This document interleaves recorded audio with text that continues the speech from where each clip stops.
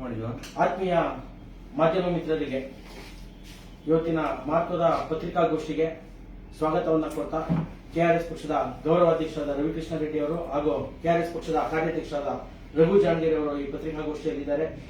ಏನು ಸಮಾಜ ಕಲ್ಯಾಣ ಇಲಾಖೆಯ ಕ್ರೈಸ್ತ ಸಂಸ್ಥೆಯಲ್ಲಿ ಆಗುತ್ತಿರುವ ಮಹಾನ್ ಭ್ರಷ್ಟಾಚಾರದ ಕುರಿತು ಇವತ್ತಿನ ಮಹತ್ವದ ಸುದ್ದಿಗೋಷ್ಠಿಯನ್ನ ಗೌರವಾಧ್ಯಕ್ಷರಾದಂತಹ ರವಿಕೃಷ್ಣ ರೆಡ್ಡಿ ಅವರು ಪ್ರಾಸ್ತಾವಿಕವಾಗಿ ತಿಳಿಸಬೇಕು ಅಂತ ಹೇಳಿ ನಾನು ಕೇಳ್ಕೊತೀನಿ.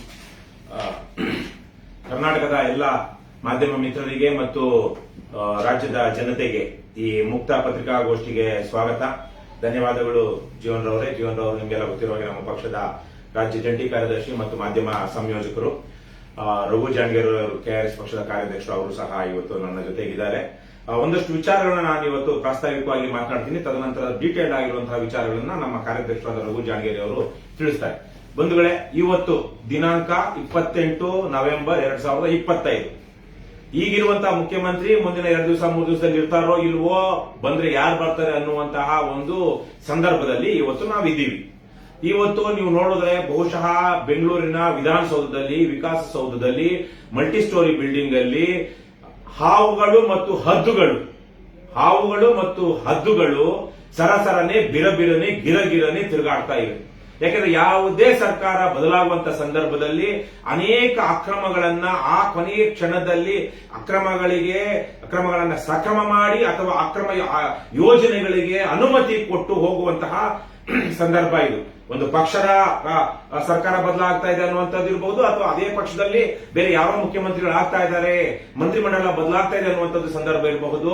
ಆಯಾ ಇಲಾಖೆಗಳಲ್ಲಿ ಅಲ್ಲಿ ತನಕ ತಡೆದಿಟ್ಟುಕೊಂಡಂತಹ ಕೆಲವೊಂದು ಆದೇಶಗಳನ್ನ ಆ ಸಮಯದಲ್ಲಿ ಏನು ಅಪ್ರೂವ್ ಮಾಡಿಸ್ಕೊಂಡು ಲೇವಾದೇವಿ ಮುಗಿಸ್ಕೊಂಡು ಹೋಗುವಂತಹ ಸಂದರ್ಭ.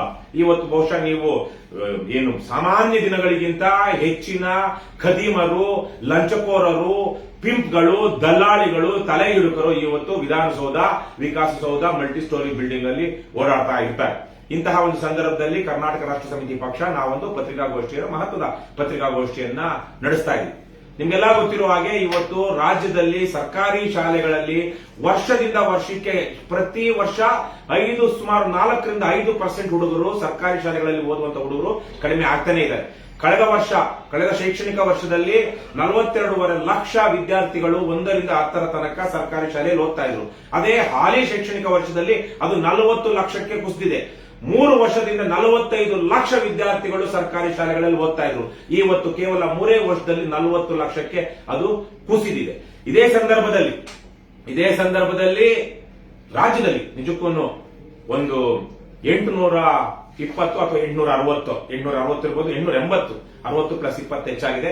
880 ಸರ್ಕಾರಿ ವಸತಿ ಶಾಲೆಗಳಿವೆ.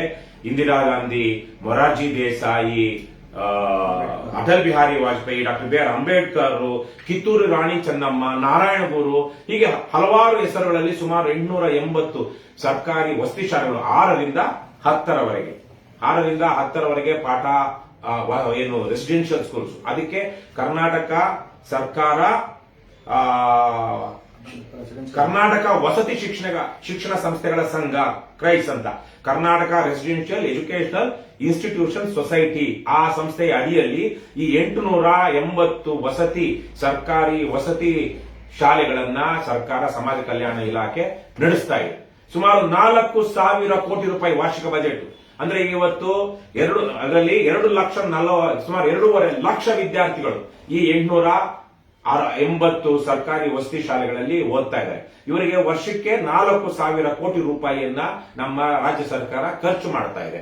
ಇದೇ ಸಂದರ್ಭದಲ್ಲಿ ಅಂದ್ರೆ ನಾವೆಲ್ಲ ಯೋಚನೆ ಮಾಡಿದಾಗ ಸುಮಾರು 5% ಸರ್ಕಾರಿ ಶಾಲೆಗಳಲ್ಲಿ ಓದ್ತಾ ಇರುವಂತಹ 5% ಮಕ್ಕಳು ಇವತ್ತು ಈ ವಸತಿ ಶಾಲೆಗಳಲ್ಲಿ ಓದ್ತಾ ಇದ್ದಾರೆ. ಇವೆಲ್ಲ ಕಿತ್ತೂರು ರಾಣಿ ಚೆನ್ನಮ್ಮ, ಇಂದಿರಾ ಗಾಂಧಿ, ಅಟಲ್ ಬಿಹಾರಿ ವಾಜಪೇಯಿ, ಅಂಬೇಡ್ಕರ್, ಮೊರಾರ್ಜಿ ದೇಸಾಯಿ, ನಾರಾಯಣಗೂರು ಸೇರಿದಂತೆ ಈಗೇನು ಹಲವಾರು ಹೆಸರುಗಳಲ್ಲಿ ಸರ್ಕಾರಿ ವಸತಿ ಶಾಲೆಗಳನ್ನ ಮಾಡಿದ್ದಾರೆ. ನಿಜಕ್ಕೂ ಅದನ್ನ ಯಾರೆಲ್ಲ ಪ್ರಾರಂಭಿಸಿದ್ರು ಅವರಿಗೆ ನಾನು ಮತ್ತು ನಮ್ಮ ಕರ್ನಾಟಕ ರಾಷ್ಟ್ರ ಸಮಿತಿ ಪಕ್ಷ ಧನ್ಯವಾದಗಳನ್ನ ತಿಳಿಸ್ತೀವಿ. ಯಾಕಂದ್ರೆ ಕಡು ಬಡವರ ಮಕ್ಕಳು ಒಂದು ಉತ್ತಮವಾದಂತಹ ಗುಣಮಟ್ಟದ ಶಿಕ್ಷಣವನ್ನ ಪಡೆಯೋದಿಕ್ಕೆ ಈ ವಸತಿ ಶಾಲೆಗಳು ಬಹಳ ದೊಡ್ಡ ಪಾತ್ರವನ್ನ ಇವತ್ತು ನಿರ್ವಹಿಸ್ತಾ ಇವೆ.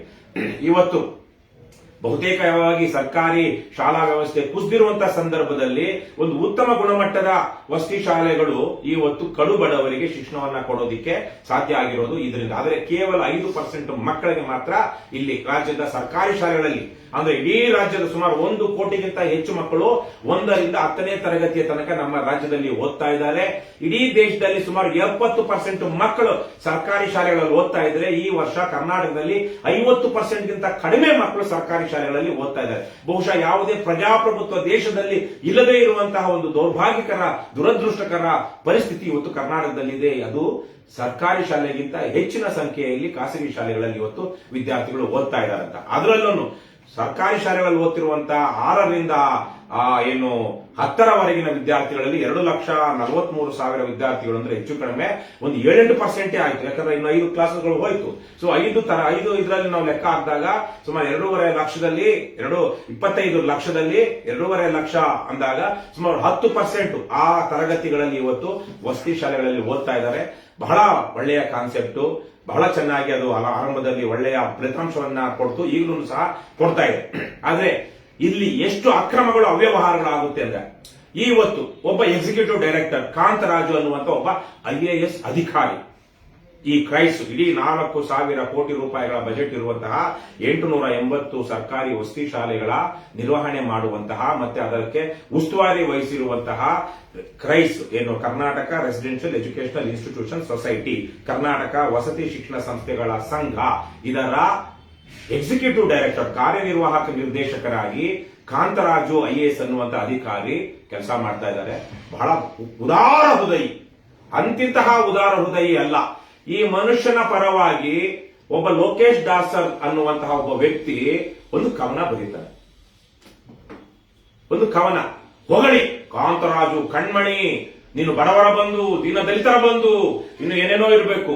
ಒಂದು ಹೊಗಳಿ ಒಂದು ಕವನ ಬರೆದಿದ್ದಕ್ಕೆ ಲೋಕೇಶ್ ದಾಸರಿಗೆ ಏನು ಅನುಕೂಲವಾಗಿದೆ ಅಂದ್ರೆ ಪ್ರತಿ ಒಂದು ಶಾಲೆಯು 1,500 ರೂಪಾಯಿಯನ್ನ ಲೋಕೇಶ್ ದಾಸರ್ ಅವರ ಪತ್ರಿಕೆ ಕೊಡಬೇಕು. ಈ ಲೋಕೇಶ್ ದಾಸರ್ ಅನ್ನುವಂಥವರು ಒಂದು ವಾರಪತ್ರಿಕೆಯನ್ನು ನಡೆಸ್ತಾ ಇದ್ದಾರೆ ಅಂತ ಮಾಹಿತಿ.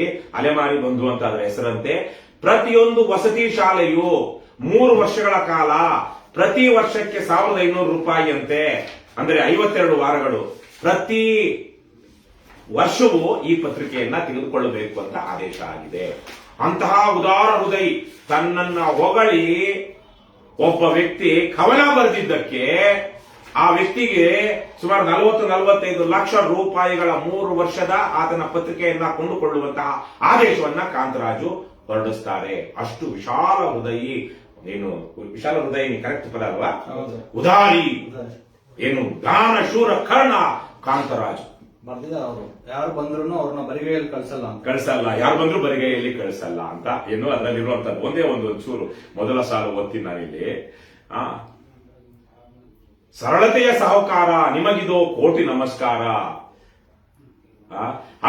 ಅಶಕ್ತರ ಪಾಲಿನ ಕಾಮಧೇನುವೆ, ಚಿನ್ನದ ನಾಡಿನ ಮಡಿಲಲ್ಲಿ ಬೆಳೆದ ಕಲ್ಪ ವೃಕ್ಷವೇ, ಚಿನ್ನದ ನಾಡಿನ ರತ್ನ ಕಾಂತರಾಜು, ಕನ್ನಡ ನಾಡಿನ ಸ್ವತ್ತು.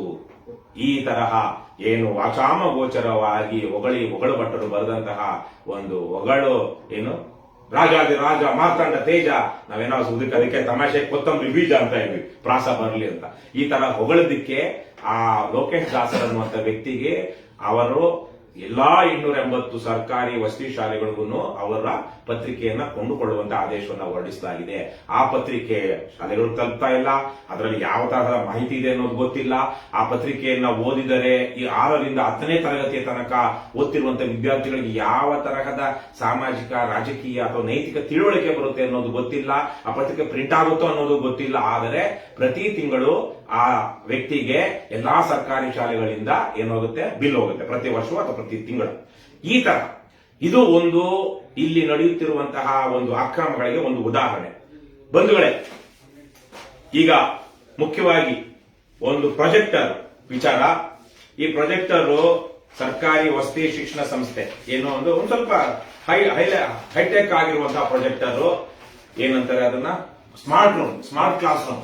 ಒಂದು ಪ್ರೊಜೆಕ್ಟರ್ ಇರುತ್ತೆ, ಅದ್ರ ಜೊತೆಗೆ ಅಲ್ಲೊಂದು ಏನು ಟಚ್ ಸ್ಕ್ರೀನ್ ಒಂದು ಇದಿರುತ್ತೆ, ಸ್ಕ್ರೀನ್ ಇರುತ್ತೆ, ಒಳ್ಳೆ ಚೆನ್ನಾಗಿರುವಂತಹದ್ದು. ಇದಕ್ಕೆ ಎಲ್ಲಾ ಸರ್ಕಾರಿ ವಸತಿ ಶಾಲೆಗಳಿಗೆ ತಲಾ ಸುಮಾರು 6 ಲಕ್ಷ ರೂಪಾಯಿ, 5,98,700 ರೂಪಾಯಿ, ಸುಮಾರು 6 ಲಕ್ಷ ರೂಪಾಯಿ. ಇಂತಹ ಒಂದು ಪ್ರಾಜೆಕ್ಟರ್ನ ಎಲ್ಲ ಖಾಸಗಿ ಶಾಲೆಗಳಲ್ಲಿ ಅನೇಕ ಕಡೆ ಇದೆ. ಇಂತಹ ಒಂದು ಪ್ರಾಜೆಕ್ಟರ್ಗೆ ಅದು ಮಾರುಕಟ್ಟೆಯ ಇವತ್ತಿನ ಮೌಲ್ಯ ಒಂದು ಸುಮಾರು 1.5 ಲಕ್ಷ ರೂಪಾಯಿ. ಅಂದರೆ ಅದರ 3 ಪಟ್ಟು 4 ಪಟ್ಟು ಹೆಚ್ಚು ಕಡಿಮೆ 1 ರೂಪಾಯಿ ಸಾಮಾನಿಗೆ 4 ರೂಪಾಯಿ ಕೊಟ್ಟು ಕ್ರೈಸ್ಟ್ ಸಂಸ್ಥೆ ಇದನ್ನ ತಗೊಂಡಿದೆ. ಯಾರ ದುಡ್ಡು? ಜನರ ತೆರಿಗೆ ಹಣ. ಆಮೇಲೆ ಇಡ್ಲಿ ಮಾಡೋದಿಕ್ಕೆ ಒಂದು ಇಡ್ಲಿ ನೀವೆಲ್ಲ ನೋಡಿರ್ಬಹುದು, ಈ ದರ್ಶನಿಗಳಲ್ಲಿ, ಹೋಟೆಲ್ಗಳಲ್ಲಿ ಜನ ಕಾಣಿಸುತ್ತೆ, ಕಣ್ಣಿಗೆ ಕಾಣಿಸುವಂತದ್ದು ದರ್ಶನಿಗಳಲ್ಲಿ ಅಥವಾ ಕೆಲವೊಂದ್ ಕಡೆ ಏನು ಈಗ ಬೆಂಗಳೂರಿನಲ್ಲಿ ರಸ್ತೆಗಳಲ್ಲೂ ಈ ತರದನ್ನ ಇಡ್ತಾರೆ. ಈ ವಸತಿ ಶಾಲೆ ಮೊದಲೇ ಗೊತ್ತಿದೆ, ಸಾವಿರಾರು ಇಡ್ಲಿಗಳನ್ನ ಮಾಡಬೇಕಾಗುತ್ತೆ. ಒಂದು 500ರಿಂದ 1000 ಮಾಡಬೇಕಾಗುತ್ತೆ. ಯಾಕಂದ್ರೆ 250-500 ಮಕ್ಳಿದಾರೆ ಅಂದ್ರೆ 1,000-2,000. ಹಾಗಾಗಿ ಅದಕ್ಕೆ ತಕ್ಕನಾಗಿ ಅದೆಷ್ಟು ಒಂದು ಸ್ಟ್ಯಾಂಡ್ 1-2 ಸಲ 3 ಸಲ ಮಾಡೋದಿಕ್ಕೆ. ಇಂತಹ ಒಂದು ಇಡ್ಲಿ ಸ್ಟ್ಯಾಂಡ್ಗೆ ಕರೆಂಟ್ ಸ್ಟೀಮ್ ಇರುವಂತಹದ್ದು 2,77,000 ರೂಪಾಯಿ. ಇದರ ಮಾರುಕಟ್ಟೆ ದರ 32,000 ಇನ್ಕ್ಲೂಡಿಂಗ್ GST 32,000 ರೂಪಾಯಿ. ಅಂದರೆ ಅದರ 15% 45 ಇಟ್ಕೊಂಡ್ರು ಹೆಚ್ಚು ಕಮ್ಮಿ 40,000 ಮೇಲೆ ಆಗುತ್ತೆ. ಇದರ ಇವರು ಕೊಡ್ತಿರುವಂತದ್ದು 2.25 ಲಕ್ಷ ರೂಪಾಯಿ ಈ ಇಡ್ಲಿ ಸ್ಟ್ಯಾಂಡ್. ಇದಕ್ಕೆ ಕ್ರೈಸ್ಟ್ ಸಂಸ್ಥೆ ಇದು 2,77,000 ಕೊಟ್ಟಿದೆ. ಇದರ ಮಾರುಕಟ್ಟೆ ದರ ಮತ್ತೆ ಈಗ ಚಾಲ್ತಿಯಲ್ಲಿ ಇಲ್ಲ, ಬಳಸಕ್ಕಾಗಲ್ಲ ಅಂತ ಯಾರು ಬಳಸ್ತಾ ಇಲ್ವಂತೆ. ಏನೋ ಒಂದು ಬಹುಶಃ ಏನು ಡೆಲಿವರಿ ಮಾಡೋದಷ್ಟೇ. ಅದನ್ನ ತಗೊಂಡೋಗಿ ನಮ್ಮ ಸರ್ಕಾರಿ ಆಸ್ಪತ್ರೆಗಳಲ್ಲಿ ಹೇಗೆ ಎಕ್ಸ್ರೇ ಮಿಷಿನ್ಗಳು ಮತ್ತೆ ಏನೇನು ಸ್ಕ್ಯಾನ್, ಅದು CT ಸ್ಕ್ಯಾನ್, ಏನು ಇನ್ನೊಂದು ಯಾವ್ದು ಇದೆಯಲ್ಲ MRI ಸ್ಕ್ಯಾನ್ಗಳು ಕೂಡ ಬಂದಿದೆ. ಕೋಟ್ಯಾಂತರ ರೂಪಾಯಿ, 5 ಕೋಟಿ 10 ಕೋಟಿ ಆದ್ರೆ ಬಳಕೆಯಲ್ಲಿಲ್ಲ. ಇನ್ನೊಂದು ಕೋವಿಡ್ ಸಮಯದಲ್ಲಿ ಜನ ನರಳುತ್ತಾ ಇದ್ದಾಗ, ಬಳಲ್ತಾ ಇದ್ದಾಗ ನಮ್ಮ ಸರ್ಕಾರಿ ಅಧಿಕಾರಿಗಳು, ಅದರಲ್ಲೂ ಆಗಿನ ಆರೋಗ್ಯ ಸಚಿವ ಸುಧಾಕರ್ ಸೇರಿದಂತೆ ಎಂತೆಂತಹ ಕದೀಮ ಕೆಲಸ ಮಾಡಿದ್ರು, ಲೂಟಿ ಹೊಡೆದ್ರು. ಜನ ನರಳುತ್ತಿರುವಾಗ ಇವರು ಲೂಟಿ ಹೊಡೆದ್ರು ಅನ್ನೋದು ನಮ್ಗೆ ಗೊತ್ತಿದೆ. 50 ರೂಪಾಯಿ 60 ರೂಪಾಯಿ ಸಿಗೋ ಸ್ಯಾನಿಟೈಸರ್ನ 250ಕ್ಕೆ ಮಾರಿದ್ದು, 4-5 ಸಾವಿರ ಸಿಗುವಂತಹ ವೆಂಟಿಲೇಟರ್ಗಳನ್ನ 15-16 ಸಾವಿರ ಅಥವಾ ವೆಂಟಿಲೇಟರ್ ಯಾವುದೋ ಕೆಲವೊಂದು ಸಾಮಾನುಗಳನ್ನ ತಗೊಂಡ್ಕೊಂಡಿದ್ದು. ಇವೆಲ್ಲ ಅಕ್ರಮಗಳನ್ನ ನಾವು ನೋಡಿದೀವಿ. ಅದೇ ತರಹದ ಒಂದು ಅಕ್ರಮ, ಬಹಳ ದೊಡ್ಡ ಮಟ್ಟದ ಅಕ್ರಮ. ಇದೊಂದು ಕಿಟ್, ಒಂದು ಫಸ್ಟ್ ಏಡ್ ಕಿಟ್. ಈ ಫಸ್ಟ್ ಏಡ್ ಕಿಟ್ ಅಲ್ಲಿ ನೀವು ನೋಡಿದ್ರೆ ಈ ಸಾಮಾನುಗಳಿದೆ. ಇದು ಯಾವ್ದೋ ಒಂದೆರಡು ರೋಗ ಬೇಕಾದ್ರೆ ಹೇಳ್ತಾರೆ. ಒಂದು ಪ್ಯಾರಾಸಿಟಮಲ್ ಒಂದು ಸ್ಟ್ರಿಪ್ ಇದೆ, ಇನ್ನೊಂದು ಯಾವ್ದೋ ಗ್ಲೌಸ್ ಒಂದಿದೆ, ಆಮೇಲೆ ಒಂದು ಪೌಡರ್ ಇದೆ, ಆಮೇಲೆ ಟಿಂಚರ್ ತರದಾದ ಏನೇನೋ ಇರುತ್ತಲ್ಲ ಇದು ಇನ್ಫೆಕ್ಷನ್ ಆಗೋದಕ್ಕೆ ಆಂಟಿಸೆಪ್ಟಿಕ್, ಬೆಟಾಡಿನ್, ಈ ತರದ್ದು. ಇಷ್ಟೇ. ಇಲ್ಲಿ ನಾವು ಏನು ಐಟಮ್ಗಳನ್ನ ಇಟ್ಟಿದ್ದೀವಿ ಅದಕ್ಕಿಂತ ಕಡಿಮೆ ಐಟಮ್ಗಳು ಬಹುತೇಕವಾಗಿ. ಈ ಪ್ಯಾರಾಸಿಟಮಲ್ ಒಂದು ಸ್ಟ್ರಿಪ್, ಗ್ಲೌಸ್ ಒಂದೇ ಒಂದು, ಇದ್ರಲ್ಲಿ 10 ಇದೆ, 100 ಪೀಸ್ ಇದೆ. ಅದರಲ್ಲಿರೋದು ಒಂದೇ ಪೇರು 2 ಪೀಸ್, ಒಂದೇ ಪೇರು. ಇದರಲ್ಲಿ 50 ಪೇರಾ? 50 ಪೇರು. ಸೊ ಪ್ಯಾರಾಸಿಟಮಲ್ ಇದರಲ್ಲಿ 480 ಮಾತ್ರ ಇದೆ, ಅದರಲ್ಲಿ 15 ಮಾತ್ರ. ಇಷ್ಟೆಲ್ಲ ಬಹಳ ದೊಡ್ಡ ಐಟಮ್ಗಳು. ಹಾಗಾಗೇನೆ ಕೇವಲ 32 ರೂಪಾಯಿ ಕಡಿಮೆ, 10,000 ರೂಪಾಯಿಗೆ 9,968 ರೂಪಾಯಿ. ಅಂದ್ರೆ 32 ರೂಪಾಯಿ ಕಡಿಮೆ, 10,000 ರೂಪಾಯಿ. ಇಷ್ಟಕ್ಕಿಂತ ಕಡಿಮೆ ಐಟಮ್ಗಳನ್ನ 9,968 ರೂಪಾಯಿ ಕೊಟ್ಟು ಈ ಬಾಕ್ಸ್ ಅಲ್ಲಿ ಹಾಕಿ, ಯಾವ ಬಾಕ್ಸ್ ಅಲ್ಲಿ? ಈ ಬಾಕ್ಸ್ ಅಲ್ಲಿ ಹಾಕಿ ಕೊಡ್ತಾ ಇದ್ದಾರೆ. ಯಾವನೋ ದೈವಿಕ್ ಅಲ್ವಾ? ದೈವಿಕ್ ಎಂಟರ್ಪ್ರೈಸಸ್ ಏನೋ ಅದರ ಹೆಸರು, ದೈವಾಂಶ ಸಂಭೂತರು. ಅವರು ಈ ಶಾಲೆಗಳಿಗೆ ಸರಬರಾಜು ಮಾಡ್ತಾ ಇದ್ದಾರೆ. ನಮ್ಮ ಕಾರ್ಯಾಧ್ಯಕ್ಷರಾದಂತಹ ರಘು ಜಾಣಗೆರೆ ಅವರು, ನಿಮ್ಗೆಲ್ಲ ಗೊತ್ತಿರೋ ಹಾಗೆ, ಅವರು ಬಿ ಫಾರ್ಮಸಿ ಮಾಡಿಕೊಂಡು ಫಾರ್ಮಸಿಸ್ಟ್, ಲೈಫ್ ಕೇರ್ ಮೆಡಿಕಲ್ಸ್ ಅನ್ನುವಂತಹ ಬೆಂಗಳೂರಿನಲ್ಲಿ ಫಾರ್ಮಸಿ ಡ್ರಗ್ ಸ್ಟೋರ್, ಫಾರ್ಮಸಿ ಇದನ್ನ ನಡೆಸ್ತಾರೆ. ಚೈನಾ ಫಾರ್ಮಸಿ, ಅದರಲ್ಲಿ ಅವರು ಪಾಲ್ದಾರರು. ಹಲವಾರು ವರ್ಷಗಳಿಂದ ಮಾಡ್ತಾ ಬರ್ತಿದ್ದಾರೆ. ಇವತ್ತು ಇಷ್ಟು ಐಟಮ್ ತಂದಿದ್ದಾರೆ. ಇದಕ್ಕೆ ಎಷ್ಟು ಬಿತ್ತು ರಘು ಅವರೇ? ಇದಕ್ಕೆ ನಮ್ಗೆ 2,000 ರೂಪಾಯಿಗಿಂತ ಕಡಿಮೆ ಬಿದ್ದಿದೆ. ಆದ್ರೆ ಅವರು ಕೆಲವೊಂದನ್ನೆಲ್ಲ ನಾವಿಲ್ಲಿ 5-6 ಪಟ್ಟು 10 ಪಟ್ಟು ಹೆಚ್ಚಿಗೆ ತಂದು ನಮ್ಗೆ 2,000 ರೂಪಾಯಿ ದಾಟಿಲ್ಲ ಯಾವ್ದನ್ನು, ಇದೆಲ್ಲಾನು. ಸೊ ಇದನ್ನ ಅವರಷ್ಟೇ ತಂದ್ರೆ, ಅಂದ್ರೆ ಬಲ್ಕ್ ಅಲ್ಲಿ ತಗೊಂಡಾಗ ಯಾವ ತರಕ್ಕಾಗುತ್ತೆ ಅಂದ್ರೆ, ಇದು ಬಹುಶಃ 1,000 ರೂಪಾಯಿ ದಾಟೋದಿಲ್ಲ, 1,500 ರೂಪಾಯಿ ದಾಟೋದಿಲ್ಲ. 10 ಪಟ್ಟು 32 ರೂಪಾಯಿಗೆ ಕಡಿಮೆ, 10,000 ರೂಪಾಯಿ. ಕೊನೆಯದಾಗಿ ನಾನು ಇನ್ನೊಂದಷ್ಟು ಮಾಹಿತಿಯನ್ನ ಕೊಡೋದಕ್ಕೆ ಮೊದಲು, ಇಲ್ಲೊಂದು ಪುಣ್ಯಾತ್ಮರು ಇವತ್ತು ಕೇವಲ 1,800 ರೂಪಾಯಿ ಕೊಡ್ತಾ ಇದಾರಂತೆ ಒಬ್ಬ ಹುಡುಗನಿಗೆ ಒಂದು ತಿಂಗಳಿಗೆ ಊಟದ ವಿಚಾರದಲ್ಲಿ.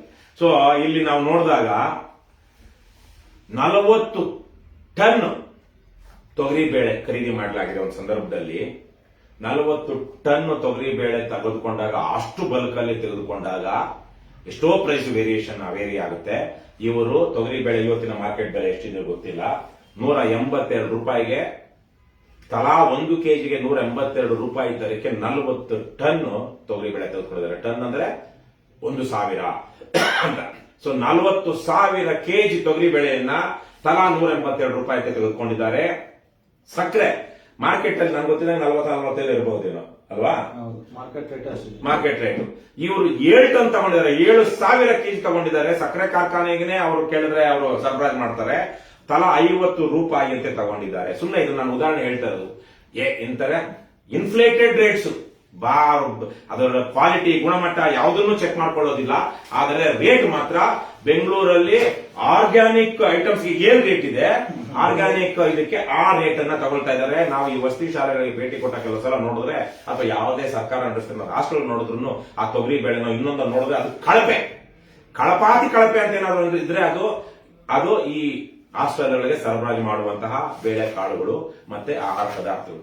ಸೊ 4,000 ಕೋಟಿ ಬಜೆಟ್ ನಲ್ಲಿ ನಡೆಸ್ತಾ ಇರುವಂತಹ ಸರ್ಕಾರಿ ವಸತಿ ಶಾಲೆಗಳಲ್ಲಿ ಯಾವೆಲ್ಲ ರೀತಿಯ ಅಕ್ರಮಗಳು ಜನರ ಕಣ್ಣಿಗೆ ಕಾಣಿಸಿದಂತದ್ದು ನಡೀತಾ ಇದೆ. ಇಲ್ಲೊಂದು ವಿಚಾರ, ಇದರಲ್ಲಿ ಮಾತ್ರ ಇವ್ರಿಗೆ ಆಸಕ್ತಿ. ಇಂಥದಕ್ಕೆಲ್ಲ ಏನು ಬಳಸದಂತಹ ಪ್ರಾಜೆಕ್ಟು, ಬಳಸದಂತಹ ಇಡ್ಲಿ.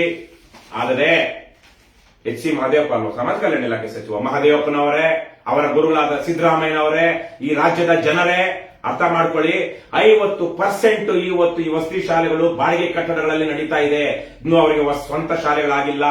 27 ಶಾಲೆಗಳಲ್ಲಿ ಪ್ರಿನ್ಸಿಪಲ್ ಹುದ್ದೆಗಳು ಖಾಲಿ ಇವೆ. ಪ್ರಭಾರಿಗಳೇ ಮಾಡಬೇಕಾದಂತಿದೆ, ಅಲ್ಲಿ ಪ್ರಿನ್ಸಿಪಲ್ ಹುದ್ದೆಗಳ ನೇಮಕಾತಿ ಆಗಿಲ್ಲ, ಪ್ರಮೋಷನ್ಸ್ ಆಗಿಲ್ಲ. 4,735 ಶಿಕ್ಷಕರ ಹುದ್ದೆಗಳು ಖಾಲಿ ಇವೆ. ಇಷ್ಟು ಇದರಲ್ಲಿ ಅಂದ್ರೆ ತಲಾ ಒಂದೊಂದು ಶಾಲೆಗೂ ಸುಮಾರು 5ಕ್ಕಿಂತ ಹೆಚ್ಚು ಶಿಕ್ಷಕರ ಕೊರತೆ ಇದೆ. ಅಲ್ಲಿ ನರ್ಸ್ಗಳಿಲ್ಲ, ಸ್ಟಾಫ್ ನರ್ಸ್ಗಳಿಲ್ಲ, ಬೇರೆ ಬೇರೆ ತರಹದ ಕೊರತೆಗಳು. ಇತ್ತೀಚೆಗೆ ನಾನೊಂದು ಪತ್ರಿಕೆಯಲ್ಲಿ ಬಂದಿದ್ದಂತಹ ಒಂದು ವರದಿಯನ್ನು ನೋಡ್ತಾ ಇದ್ದೆ. ಏನೆಲ್ಲ ಅಲ್ಲಿ ಲೋಪಗಳಿದೆ, ದೋಷಗಳಿದೆ, ಸೌಲಭ್ಯಗಳ ಕೊರತೆ ಇದೆ ಅಂತ. ಅದನ್ಯಾವುದನ್ನು ಇವರು ಸರಿ ಮಾಡೋದಿಲ್ಲ. ಆದರೆ ತಮ್ಮನ್ನ ಹೊಗಳಿದಂತಹ ಹೊಗಳು ಭಟ್ರಿಗೆ 40-50 ಲಕ್ಷ ರೂಪಾಯಿದು ಒಂದು ಪತ್ರಿಕೆ, ಯಾರು ಓದದಂತಹ ಪತ್ರಿಕೆಯನ್ನ ಸಬ್ಸ್ಕ್ರಿಪ್ಷನ್ ಮಾಡ್ತಾರೆ. ಏನು 10,000 ರೂಪಾಯಿ ಕೊಡ್ತಾರೆ. 1,500 ರೂಪಾಯಿ ಬೆಲೆ ಬಾಳುವಂತ ಫಸ್ಟ್ ಏಡ್ ಕಿಟ್ಗೆ 6 ಲಕ್ಷ ರೂಪಾಯಿ ಏನು ಸ್ಮಾರ್ಟ್ ಪ್ರಾಜೆಕ್ಟ್, ಸ್ಮಾರ್ಟ್ ಸ್ಕೂಲ್ ಇದಕ್ಕೆ ಅದರ ಮಾರುಕಟ್ಟೆ ಬೆಲೆ 1.5 ಲಕ್ಷ ರೂಪಾಯಿ ದಾಟೋದಿಲ್ಲ. ಅದ್ರ ಜೊತೆಗೆ ಇನ್ನೊಂದು ಯಾವ್ದು ಹೇಳಿದ್ನಲ್ಲ ನಾನು, ಇಡ್ಲಿ 1.25 ಲಕ್ಷ ರೂಪಾಯಿ. ಆದ್ರೆ ಅದರ ಬೆಲೆ 30-32 ಸಾವಿರ ರೂಪಾಯಿ ಮಾರುಕಟ್ಟೆಯಲ್ಲಿ. ಇವರು ಇಷ್ಟು ಲಂಸಮ್ ಆಗಿ 100,000 ಲೆಕ್ಕಗಳಲ್ಲಿ ತೆಗೆದುಕೊಳ್ಳುವಾಗ ಅವುಗಳ ಬೆಲೆ ಏನು 20-30% ರಿಡಕ್ಷನ್ ಇರುತ್ತೆ. ರಿಟೇಲ್ ಅಲ್ಲಿ ಸಿಗ್ತಾರ. ನಾವ್ ಹೇಳ್ತಿರೋದು ಹೋಲ್ಸೇಲ್ ಬೆಲೆ ಅಲ್ಲ, ರಿಟೇಲ್ ಬೆಲೆ ಹೇಳ್ತಾ ಇದೀವಿ. ರಿಟೇಲ್ ಅಲ್ಲೇ ಇಷ್ಟಿದೆ ಅಂದ್ರೆ ಇವರು ಹೋಲ್ಸೇಲ್ ತೆಗೆದುಕೊಂಡಾಗ ಒಬ್ಬ ಡೀಲರ್ ಕೊಟ್ಟಾಗ ಯಾವ ಮಟ್ಟಕ್ಕೆ ಇರಬಹುದು. ಆದ್ರೆ ಇಷ್ಟೆಲ್ಲ ಅಕ್ರಮಗಳು ಇವತ್ತು ನಮ್ಮ ಜನರ ದುಡ್ಡಿನಲ್ಲಿ ಬಡವರ ಮಕ್ಕಳ ಹೆಸರಿನಲ್ಲಿ ನಡೀತಾ ಇದೆ. ಬಡವರಿಗಾಗಿ, ಬಡವರ ಮಕ್ಕಳಿಗಾಗಿ, ಬಡತನ ನಿವಾರಣೆಗಾಗಿ ಅಂತ ಮಾಡುವಂತ ಯೋಜನೆಗಳು ಅಂದರೆ ಇಂಗ್ಲಿಷ್ ಅಲ್ಲಿ ಒಬ್ರು ಸಾಯಿನಾಥ್ ಅನ್ನುವಂತ ಒಬ್ಬ ದೊಡ್ಡ ಪತ್ರಕರ್ತರು ಬರೆದಿರು, everybody loves a good drought ಅಂತ. ಏನು ಬರ ಅಂದ್ರೆ ಎಲ್ರಿಗೂ ಇಷ್ಟ, ಅದು ಕನ್ನಡಕ್ಕೂ ತರ್ಜುಮೆ ಆಗಿದೆ. ಅಂದ್ರೆ ಬರ ಅಂತ ಬಂದಾಗ ಬರಗಾಲದ ಸಮಯದಲ್ಲಿ ಮಾಡುವಂತ ಪರಿಹಾರ ಕಾರ್ಯಕ್ರಮಗಳು ಅಂದ್ರೆ ಅಧಿಕಾರಿಗಳು ತಕ ಅಂತ ಎದ್ಕೊಂಡು ಕೂತ್ಕೊಳ್ತಾರೆ. ಯಾಕಂದ್ರೆ ಆ ಸಮಯದಲ್ಲಿ ಯಾವ ಅವ್ಯವಹಾರ ಮಾಡಿದ್ರು ಯಾರು ಕೇಳೋದಿಲ್ಲ. ಯಾಕಂದ್ರೆ ಎಲ್ಲರೂ ಒಂದು ರೀತಿಯಲ್ಲಿ ಬಿಸಿಲ್ ಇರ್ತಾರೆ. ಮತ್ತೆ ಅದಕ್ಕೆ ಸರಿಯಾದಂತಹ ಏನು ಅವರ ಡಿಸ್ಕ್ರಿಷನರಿ ಪವರ್ ಅಲ್ಲಿ ಅವ್ರು ಏನ್ ಬೇಕಾದ್ರೂ ಖರ್ಚು ಮಾಡಬಹುದು ಅಂತ. ಆ ತರಹದ ಅಕ್ರಮಗಳು 1,000 ಕೋಟಿ ರೂಪಾಯಿಗಳು ಕೇವಲ ಈ ಕ್ರೈಸ್ಟ್ ಸಂಸ್ಥೆಯಲ್ಲಿ ಅವ್ಯವಹಾರ ನಡೀತಾ ಇದೆ. ಕಾಂತರಾಜು ಅನ್ನುವಂತಹ ಹೊಗಳು ಭಟ್ಟರ ಕೈಯಲ್ಲಿ ಹೊಗಳಿಸಿಕೊಳ್ಳೋದಿಕ್ಕೆ ಮಾತ್ರ ಲಾಯಕ ಆಗಿರುವಂತಹ ಅಧಿಕಾರಿ, ಅವರ ಅಧೀನದಲ್ಲಿ ನಡೆಯುತ್ತಿರುವಂತಹ ಈ ಸಂಸ್ಥೆಯಲ್ಲಿ ಇಷ್ಟು ನಡೀತಾ ಇದೆ. ಮತ್ತೆ ಇನ್ನು ಹಲವಾರು ವಿಚಾರಗಳನ್ನ ನಮ್ಮ ಕಾರ್ಯಾಧ್ಯಕ್ಷರಾದ ರಘು ಜಾಂಗೆ ಹೇಳ್ತಾರೆ. ಎಸ್ಸಿ ಮತ್ತು ಎಸ್ಟಿ ಸಮುದಾಯಗಳಿಗೇನೆ ಇಷ್ಟು ಪರ್ಸೆಂಟ್ ಖರ್ಚು ಮಾಡಬೇಕಂತಿದೆ. ಬೇರೆ ಬೇರೆ ಇಲಾಖೆಗಳಲ್ಲಿ ಖರ್ಚು ಮಾಡಲಾಗದಂತ ದುಡ್ಡನ್ನೆಲ್ಲ ತಂದು ಇಲ್ಲಿ ಈ ಕ್ರೈಸ್ಟ್ ಸಂಸ್ಥೆಯಲ್ಲಿ ಇಟ್ಟು ಅದನ್ನ ಈ ತರಹಕ್ಕೆ ಪೋಲ್ ಮಾಡ್ತಾ ಇದ್ದಾರೆ. ಸಾಮಾಜಿಕ ನ್ಯಾಯ, ಇವತ್ತು ಸಾಮಾಜಿಕ ನ್ಯಾಯದ ಅತಿ ದೊಡ್ಡ ಶತ್ರು ಅಂದ್ರೆ ಭ್ರಷ್ಟಾಚಾರ, ಅಕ್ರಮ. ಇವಾಗಿರುವಂತಹ ನಮ್ಮ ರಾಜಕಾರಣಿಗಳು, ಜೆಸಿಬಿ ಪಕ್ಷದ ರಾಜಕಾರಣಿಗಳು, ವಿಶೇಷವಾಗಿ ಕಾಂಗ್ರೆಸ್ನವರು, ಏನು ಜೆಡಿಎಸ್ನವ್ರಿಗಂತೂ ಸಾಮಾಜಿಕ ನ್ಯಾಯ ಅಂದ್ರೆ ಏನು ಅಂತಲೇ ಗೊತ್ತಿಲ್ಲ, ಬಿಜೆಪಿ ಅವ್ರಿಗೆ ಅದು ಬೇಕಾಗಿಲ್ಲ. ಕಾಂಗ್ರೆಸ್ನವರು ಮಾತ್ರ ಒಂದು ವರ್ಗದ ಜನರ ಮತವನ್ನ ಪಡೆಯೋದಿಕ್ಕೆ ಸಾಮಾಜಿಕ ನ್ಯಾಯ ಅಂತ ಹೇಳ್ತಾರೆ. ಇವತ್ತು ಸಾಮಾಜಿಕ ನ್ಯಾಯದ ಅತಿ ದೊಡ್ಡ ಶತ್ರು ಏಕೈಕ ಶತ್ರು ಅಂದ್ರೆ ಇವತ್ತು ಭ್ರಷ್ಟಾಚಾರ, ಅಕ್ರಮಗಳು, ಬಡವರ ಹೆಸರಿನಲ್ಲಿ, ಸಾಮಾಜಿಕ ನ್ಯಾಯದ ಹೆಸರಿನಲ್ಲಿ ನಡೆಯುತ್ತಿರುವಂತಹ ಭ್ರಷ್ಟಾಚಾರದ ಕಾರಣದಿಂದಾಗಿನೇ ಇವತ್ತು ಬಡತನ ನಿವಾರಣೆ ಆಗ್ತಾ ಇಲ್ಲ. ನಿಜಕ್ಕೂ ಸಿಗಬೇಕು ಬಡವರಿಗೆ, ಬಡವರ ಮಕ್ಕಳಿಗೆ ಸಿಗಬೇಕಾದಂತಹ ಸೌಲಭ್ಯಗಳು, ಉತ್ತಮ ಗುಣಮಟ್ಟದ ಶಿಕ್ಷಣ, ಗುಣಮಟ್ಟದ ಆರೋಗ್ಯವಾಗಿ ಇವ್ಯಾವುದೂ ಸಿಗ್ತಾ ಇಲ್ಲ. ಹಾಗಾಗಿ ಈ ಸಂದರ್ಭದಲ್ಲಿ ರಾಜ್ಯದ ಜನತೆ ನೀವು ಯೋಚನೆ ಮಾಡಿ, ಮತ್ತು ಮಾಧ್ಯಮ ಮಿತ್ರರು ಸಹ ನಾವು ಇವತ್ತೇನಿದೆ ಇದನ್ನ ಪ್ರೆಸ್ ಮೀಟ್ ನ ನೋಟ್ ಅನ್ನು ನಿಮ್ಗೆ ಕಳಿಸ್ತಾ ಹೋಗ್ತದೆ. ದಯವಿಟ್ಟು ಇದನ್ನ ವರದಿ ಮಾಡಿ, ನೀವು ಸಹ ತನಿಖಾ ವರದಿಗಳನ್ನ ಮಾಡಿ. ರಾಜ್ಯದಲ್ಲಿ ಅಕ್ರಮಗಳು, ಯಾವನೋ ಸಿಎಂ ಬದಲಾಗ್ತಾನೆ, ಇನ್ನೊಂದು ಬದಲಾಗ್ತಾನೆ, ಅದು ಅವನು ಊಸ್ದ, ಇವನು ಇನ್ನೊಂದು ಮಾಡ್ದ ಅನ್ನುವಂತ ವಿಚಾರಗಳನ್ನೇ ಇಟ್ಕೊಂಡು ಕುಯ್ತಾ ಇರ್ಬೇಡ್ರಪ್ಪ. ದಯವಿಟ್ಟು ಅದನ್ನ ವರದಿ ಮಾಡಿ. ನೀವು ತನಿಖಾ ಪತ್ರಿಕೋದ್ಯಮವನ್ನ ಒಂದು ಘನತೆಯನ್ನ ಉಳಿಸಿ, ಪತ್ರಿಕೋದ್ಯಮದ ಘನತೆಯನ್ನ ಉಳಿಸಿ ಅಂತ ನಾನು ಕೇಳ್ಕೊಳ್ತಾ, ರಘು ಅವರೇ, ಈಗ ಮುಂದೆ ಇನ್ನೂ ಹಲವಾರು ವಿಚಾರಗಳು ನೀವು ಹೇಳಬೇಕಾಗಿರುವಂತದ್ದಿದೆ, ದಯವಿಟ್ಟು ತಿಳಿಸಿ. ನಮಸ್ಕಾರ. ಈಗಾಗಲೇ ಗೌರವಾಧ್ಯಕ್ಷರು ಹೇಳಿದಾಗೆ ಇಲ್ಲಿ ಹೇಗೆ ಕೆಲವೊಂದು ಯೋಜನೆಗಳಲ್ಲಿ, ಸ್ಕೀಮ್ಗಳಲ್ಲಿ ಉಂಡೆನಾಮ ಆಗಿದೆ. ಹೇಗೆ ಅಲೆಮಾರಿ ಬಂದು ಪತ್ರಿಕೆನಲ್ಲಂತೂ ಅದು ಪೂರ್ತಿ 100% ಉಂಡೆನಾಮ. 40 ಲಕ್ಷ ರೂಪಾಯಿಗಳ ಒಂದು ಆದೇಶವನ್ನ ಅವರಿಗೆ ಕೊಟ್ಟಿರುವಂತದ್ದು ಪತ್ರಿಕೆಗಳನ್ನ ಸರಬರಾಜು ಮಾಡೋದಕ್ಕೆ. ಅದ್ರ ಬಹುತೇಕವಾಗಿ ಪತ್ರಿಕೆನೇ ಬಂದಿಲ್ಲ. ಅದು 100% ದೋಖ, 100% ಭ್ರಷ್ಟಾಚಾರ ಅದರಲ್ಲಿ. ಇನ್ನು ಹಲವಾರು ಏನು ಈ ಕ್ರೈಸ್ ಸಮಾಜ ಕಲ್ಯಾಣ ಇಲಾಖೆ ಅಂತ ಅಂದ್ರೇನೆ ಒಂದ್ ರೀತಿಯಲ್ಲಿ ಸಮಾಜದಲ್ಲಿ ಹಿಂದುಳಿದಿರ್ತಕ್ಕಂಥವ್ರನ್ನ ಅಪ್ಲಿಫ್ಟ್ ಮಾಡೋದಕ್ಕೆ ಬೇಕಾಗಿರುವಂತಹ ಯೋಜನೆಗಳನ್ನ ರೂಪಿಸೋದಕ್ಕೆ ಇರ್ತಕ್ಕಂಥ ಒಂದು ಸಂಸ್ಥೆ. ಅಲ್ಲಿ ಆ ಸಂಸ್ಥೆಯ ಕೆಳಗಡೆ ಕೆಲಸ ನಿರ್ವಹಿಸುವಂತದ್ದು ಇದು Karnataka residential education institutional society. ಈ ಮುಖಾಂತರ ನೋಡಿ, ಸೊಸೈಟಿ ಬಗ್ಗೆ ನಾನು ಸ್ವಲ್ಪ ಹೇಳ್ಬೇಕು. ಈ ಸೊಸೈಟಿನ ಇವರು ಏನ್ ಮಾಡ್ಕೊಂಡಿದಾರಲ್ಲ, ಈ ಸೊಸೈಟಿಗೆ ಬೇರೆ ಯಾರು ಸೂಪರ್ವೈಸರ್ ಮಾಡೋದಕ್ಕಾಗ್ಲಿ, ಅದನ್ನ ಗಮನಿಸೋದಕ್ಕಾಗ್ಲಿ, ನೋಡೋದಕ್ಕಾಗ್ಲಿ ಯಾರು ಇಲ್ಲ. ಅವ್ರು ಏನ್ ಡಿಸೈಡ್ ಮಾಡ್ತಾರೋ ಅದು ಅಲ್ಲೇ ಅವರೇ ಸುಪ್ರೀಂ. ಅವ್ರಿಗೆ ಇವತ್ತು ಇಡ್ಲಿ ಮಿಷಿನ್ ಕಳಿಸ್ಬೇಕಂದ್ರೆ ಇಡ್ಲಿ ಮಿಷಿನ್ ಕಳಿಸಬಹುದು, ನಾಳೆ ಚಾಕ್ಲೇಟ್ ಮಿಷಿನ್ ಕಳಿಸ್ಬೇಕಂದ್ರೆ ಚಾಕ್ಲೇಟ್ ಮಿಷಿನ್ ಕಳಿಸಬಹುದು. ಅವ್ರು ಏನ್ ಡಿಸೈಡ್ ಮಾಡ್ತಾರೋ ಅದು. ಆದ್ರೆ ಯಾವ ವಸ್ತುಗಳು ಇಲ್ಲಿ ಒಂದು ಇಂತಹ ಶಾಲೆಗಳು ವಸತಿ ಸಹಿತವಾದಂತಹ ಶಾಲೆಗಳು ನಡೆಯೋದಕ್ಕೆ ಏನೆಲ್ಲ ಪಠ್ಯ ಮತ್ತೆ ಪಠ್ಯೇತರ ಸಾಮಗ್ರಿಗಳು ಬೇಕು ಅನ್ನೋದ್ರ ಬಗ್ಗೆ ಕನಿಷ್ಠ ತಿಳುವಳಿಕೆ, ಜ್ಞಾನ ಇಟ್ಕೊಂಡು ಅವರನ್ನ ಯಾವುದೇ ಯೋಜನೆಗಳನ್ನ ರೂಪಿಸಿದ್ದಾರೆ ಅಂತ ಹೇಳಿ ನಮ್ಗೆ ಇಲ್ಲಿ ಅನ್ಸೋದಿಲ್ಲ. ಇವ್ರ ಆಟಗಳನ್ನ ನೋಡಿದ್ರೆ ಬಹುತೇಕವಾಗಿ ಇವರು ಎಲ್ಲೆಲ್ಲಿ ಹೆಚ್ಚೆಚ್ಚು ತಮಗೆ ಹಣ ಸಿಗುತ್ತೆ, ಎಲ್ಲೆಲ್ಲಿ ಲೂಟಿ ಮಾಡೋದಕ್ಕೆ ಅವಕಾಶಗಳಿದಾವೆ ಅನ್ನೋದನ್ನ ನೋಡ್ಕೊಂಡೇ ಇದನ್ನ ಮಾಡಿದ್ದಾರೆ. ಫಾರ್ ಎಕ್ಸಾಂಪಲ್ ನಾನು ಹೇಳ್ತೀನಿ, ಈಗ 6 ಲಕ್ಷ ರೂಪಾಯಿ ಕೊಟ್ಟು ಒಂದು ಸ್ಮಾರ್ಟ್ ಟಿವಿನ ಅಥವಾ ಪ್ರೊಜೆಕ್ಟರ್ನ, ಈಗ ಅಧ್ಯಕ್ಷ ತೋರಿಸಿದ್ದು ಪ್ರೊಜೆಕ್ಟರ್ನ ಅವ್ರು ಕೊಂಡ್ಕೊಂಡಿದ್ದಾರೆ ಒಂದೊಂದು ಶಾಲೆಗೆ. ಇಲ್ಲಿ ಬಹಳ ಮುಖ್ಯವಾಗಿ ನಾವು ಗಮನಿಸಬೇಕಾಗಿರೋದು, ಈ ಶಾಲೆಗಳಿದಾವಲ್ಲ, Indira Gandhi, Atal Bihari Vajpayee, doctor B R Ambedkar, Kittur Rani Chennamma, Morarji Desai ಎಲ್ಲ ಶಾಲೆಗಳಿಗೆ ಜನರು ಮಕ್ಕಳನ್ನ ಸೇರಿಸೋದಕ್ಕೆ ಬಹಳ ತುದಿಗಾಲಲ್ಲಿ ಇರ್ತಾರೆ. ಮತ್ತೆ ಅಲ್ಲಿ ಓದೋದು ಒಂದು ರೀತಿಯಾಗಿ ನನ್ನ ಮಗ ಅಲ್ಲಿ ಹೋಗಿ ಶಾಲೆಯಲ್ಲಿ ಸೀಟ್ ತಗೊಂಡು ಓದಿದ್ರೆ ಸಾಕು, ಸೇರ್ಕೊಂಡ್ಬಿಟ್ರೆ ಸಾಕಪ್ಪ ಅಂತ ಅವ್ರು ಅನಿಸ್ತಾ ಇರುತ್ತೆ. ಯಾಕೆ ಅಂತಂದ್ರೆ ಒಂದು ಹೆಸರಿದೆ ಶಾಲೆಗಳಿಗೆ. ಅಲ್ಲಿ ಇರ್ತಕ್ಕಂತ ಗುಣಮಟ್ಟದ ಶಿಕ್ಷಕರನ್ನ ಒಳಗೊಂಡಿರೋ ಕಾರಣಕ್ಕಾಗಿ ಶಾಲೆಗಳಲ್ಲಿ ಅಲ್ಲಿ ಮತ್ತೆ ಬರ್ತಕ್ಕಂಥ ರಿಸಲ್ಟ್ ಯಾಕೆ ಬರ್ತಾ ಇದೆ, ಇವ್ರು ಕೊಡ್ತಾ ಇರ್ತಕ್ಕಂಥ ಸ್ಮಾರ್ಟ್ ಟಿವಿ ಅಥವಾ ಇಡ್ಲಿ ಪಾತ್ರೆಯಿಂದ ರಿಸಲ್ಟ್ ಬರ್ತಾ ಇಲ್ಲ. ಅಲ್ಲಿ ಲಕ್ಷ ಪೇ ಮಾಡ್ತಾ ಇದ್ದಾರೆ ಶಿಕ್ಷಕರಿಗೆ. ಸುಮಾರು 6,000 ಶಿಕ್ಷಕರು ಇವತ್ತು ಈ ಎಲ್ಲಾ ಶಾಲೆಗಳಲ್ಲಿ, ಒಟ್ಟಾರೆ ಶಾಲೆಗಳಲ್ಲಿ ಕೆಲಸ ಮಾಡ್ತಾ ಇರುವಂತದ್ದು. ಅಲ್ಲಿ ಕ್ವಾಲಿಟಿ ಜನ ಶಿಕ್ಷಕರ ಕಾರಣಕ್ಕಾಗಿ ಒಂದಷ್ಟು ರಿಸಲ್ಟ್ ಚೆನ್ನಾಗಿ ಬರ್ತಾ ಇದೆ, ಮಕ್ಕಳುಗಳು ಚೆನ್ನಾಗಿ ಓದ್ತಾ ಇದ್ದಾರೆ. ಅಂತ ಸಂದರ್ಭದಲ್ಲೂ ಈ ತರದ ಸ್ಮಾರ್ಟ್ ಟಿವಿಗಳು ಅಗತ್ಯ ಏನಿದೆ ಅಂತ ನಮ್ಗೆ ಗೊತ್ತಿಲ್ಲ. ಇವರು ಆಗ್ಲೇ ಹೇಳಿದಂಗೆ ಅಗತ್ಯಗಳಿಗೆ ತಕ್ಕಂತೆ ಇವರು ಏನು ಯೋಜನೆಗಳನ್ನಾಗ್ಲಿ ಅಥವಾ ಇವನ್ನ ಸ್ಕೀಮ್ಗಳನ್ನಾಗ್ಲಿ ಮಾಡ್ತಾರೆ ಅಂತ ಹೇಳಿ ನನಗೆ ಅನಿಸ್ತಾ ಇಲ್ಲ. ಹಲವಾರು ಹೀಗೆ ಇದೊಂದು ಎಕ್ಸಾಂಪಲ್ಸ್ ನ ಈಗ ನಮ್ಮ ಗೌರವಾಧ್ಯಕ್ಷರು ಹೇಳಿದ್ರು. ಇನ್ನು ಹಲವಾರು ಈ ತರದ್ದು ವಿಚಾರಗಳಲ್ಲಿ ಇವರು ಯಾವ ರೀತಿಯಾಗಿ ಉಂಡೆನಾಮ ಇಡ್ತಾ ಇದ್ದಾರೆ ಅಂತ ಹೇಳಿ ನಾನು ತಿಳಿಸಬೇಕಾಗಿದೆ. ಇನ್ನೊಂದು ನ್ಯೂಟ್ರಿಷನ್ ಪೌಡರ್, ಆಮೇಲೆ ಒಂದು ಆಗುತ್ತೆ. ಈಗ ಏನು ಇಲ್ಲಿ 750 ರೂಪಾಯಿಗಳನ್ನ ಒಬ್ಬ ಸ್ಟೂಡೆಂಟ್ಗೆ ಒಂದು ತಿಂಗಳಲ್ಲಿ ಊಟ ಮಾಡೋದಕ್ಕೆ 3 ಹೊತ್ತಿನ ಊಟ, ಅದರಲ್ಲಿ ಬಾಳೆಹಣ್ಣು, ಮೊಟ್ಟೆ ಇದೆಲ್ಲ ಸೇರಿಸಿ ಒಂದು ತಿಂಗಳಿಗೆ ಒಬ್ಬ ವಿದ್ಯಾರ್ಥಿಗೆ ಕೊಡ್ತಕ್ಕಂತ ಊಟಕ್ಕೆ ಸರ್ಕಾರ ವೆಚ್ಚ ಮಾಡ್ತಾ ಇದ್ದು 1,750 ರೂಪಾಯಿ. ಈ 1,750 ರೂಪಾಯಿನಲ್ಲಿ ಊಟ ಸಾಲ್ತಾ ಇಲ್ಲ. ಇವ್ರು ಮಾಡ್ತಾ ಇರೋಂತ ಹಲ್ಕಾ ಕೆಲಸದ ಕಾರಣಕ್ಕಾಗಿ ಇವ್ರು ಹೋಗ್ಬಿಟ್ಟು ಆ ಬೇಳೆಗೆ ಎಷ್ಟು 80 ರೂಪಾಯಿ 90 ರೂಪಾಯಿ ಬೇಳೆಗೆ 150 ರೂಪಾಯಿ ಕೊಡೋದು, ಎಣ್ಣೆ 130 ರೂಪಾಯಿ ಇರೋದಕ್ಕೆ ಎಣ್ಣೆಗೆ 150 ರೂಪಾಯಿ ಕೊಡೋದು, 30 ರೂಪಾಯಿ ಸಕ್ಕರೆಗೆ 50 ರೂಪಾಯಿ ಕೊಟ್ಟು ತರ್ತಾರ ಕಾರಣಕ್ಕಾಗಿ ಕ್ವಾಂಟಿಟಿ ಅವರಿಗೆ ಕಡಿಮೆ ಬರ್ತಾ ಇದೆ ಹಾಸ್ಟೆಲ್ಗಳಲ್ಲಿ. ಹಂಗಾಗಿ ಅವ್ರಿಗೆ ಬೇಕಾದ್ರೆ ಹೊಟ್ಟೆ ತುಂಬಾ ಅನ್ನ ತಿನ್ನೋದಕ್ಕೆ ಓದ್ತಾ ಇರ್ತಕ್ಕಂತ ಈ ದೇಶದ ಭವಿಷ್ಯ ಅಂತ ನಾವು ಏನು ಹೇಳ್ತೀವಿ ಅಂತ ಮಕ್ಕಳು ಹೊಟ್ಟೆ ತುಂಬಾ ಅನ್ನ ತಿನ್ನೋದಕ್ಕೂ ಕನ್ನ ಹಾಕ್ತಾ ಇದ್ದಾರೆ. ಆಕ್ಚುಲಿ ಬಹಳ ಮುಖ್ಯವಾಗಿ ಸರ್, ಇದು ಕೇವಲ ಇವರಲ್ಲ, ಯಾರದು ಕಾಂತರಾಜ್ ಅಲ್ಲ, ಇವರು ಬಹಳ ದೊಡ್ಡ ಹೆಸರು ಮಾಡಿರುವಂತ ಮಣಿವಣ್ಣನು ಅಲ್ಲಿ ಹಿಂದೆ ಎಲ್ಲಾ ಯೋಜನೆಗಳ ಅಧಿಕಾರರು, ಎಲ್ಲಾ ಯೋಜನೆಗಳ ವಾಸ್ತುಶಿಲ್ಪಿ ಮಣಿವಣ್ಣನು. ಆಕ್ಚುಲಿ ಈಗ ಕಾಂತರಾಜು ಬಹುಶಃ ಈಗ ಮಣಿವಣ್ಣನ್ ಈಗೆಲ್ಲ ಬಿಡಿಎಗೆಲ್ಲ ಹೋಗಿದ್ದಾರೆ ಅಂತ ಕಾಣುತ್ತೆ. ಹಂಗಾಗಿ ಇಲ್ಲಿ ಕಾಂತರಾಜು ಇವಾಗ ಇದ್ದಾರೆ. ಮಣಿವಣ್ಣನು ಇಂತಹ ಎಲ್ಲ ಅಲ್ಕಾ ಕೆಲಸದ, ಇಂತಹ ಎಲ್ಲ ಲೂಟಿ ಕೆಲಸಗಳ, ಇಂತಹ ಎಲ್ಲ ಭ್ರಷ್ಟಾಚಾರದ ಆರ್ಕಿಟೆಕ್ಟ್ ಬಂದು ಮಣಿವಣ್ಣನು. ಮಣಿವಣ್ಣನ್ ಎಂತ ದೊಡ್ಡ ದಕ್ಷ ಸಮಾಜದಲ್ಲಿ ಒಳ್ಳೆ ಇದಿದೆ, ಹಾ. ಇಮೇಜ್ ಎಂತ ಇಮೇಜ್ ಇಟ್ಕೊಂಡಿರೋ ಮನುಷ್ಯ. ನಾನು ಮಣಿವಣ್ಣನ್ ಗೊತ್ತಿಲ್ವಾ ಅಂತಾರೆ ಯಾರು. ಯಾವಾದ್ರೂ ಒಳ್ಳೆ ಅಧಿಕಾರಿ ಬಗ್ಗೆ ಮಾತಾಡುವಾಗ ನಮ್ಗೆ ಸ್ವಲ್ಪ ಹಿಂಜರಿಕೆ ಆಗುತ್ತೆ, ಅಂದ್ರೆ ಸಮಾಜದಲ್ಲಿ ಇರುವಂತದ್ದು. ಆದ್ರೆ ಅವ್ರ ಹಿನ್ನೆಲೆ ನೋಡಿದ್ರೆ ಈ ತರಕ್ಕೆ ಇರುತ್ತೆ. ಈ ಮಣಿವಣ್ಣನ್ನು ಇವೆಲ್ಲಾನು ರೂಪಿಸಿರುವಂತದ್ದು. ಮಣಿವಣ್ಣನ್ ಇದ್ದಾಗ್ಲೇನೆ ಏನು ಈ ನ್ಯೂಟ್ರಿಷನ್ ಪೌಡರ್ ಇತ್ತು, ಇದು ಈ ಯೋಜನೆ ಇತ್ತು, 100 ರೂಪಾಯಿ ಹೆಚ್ಚುವರಿಯಾಗಿ ಮಕ್ಕಳಿಗೆ ಹೊಟ್ಟೆ ತುಂಬಾ ಅನ್ನ ತಿನ್ಲಿ ಅಂತ ಹೇಳಿ ಸರ್ಕಾರ 2024-25ನೇ ಸಾಲಿನಲ್ಲಿ ಆಯವ್ಯಯ ಭಾಷಣದಲ್ಲಿ ಸರ್ಕಾರ ಇದನ್ನ ಘೋಷಣೆ ಮಾಡುತ್ತೆ. ಈ ತರದ ಶಾಲೆಗಳಿಗೆ 100 ರೂಪಾಯಿ ಹೆಚ್ಚುವರಿಯಾಗಿ ಕೊಡಿ, ಮಕ್ಕಳು ಹೊಟ್ಟೆ ತುಂಬಾ ಊಟ ಮಾಡ್ಲಿ ಅಂತ ಹೇಳಿ.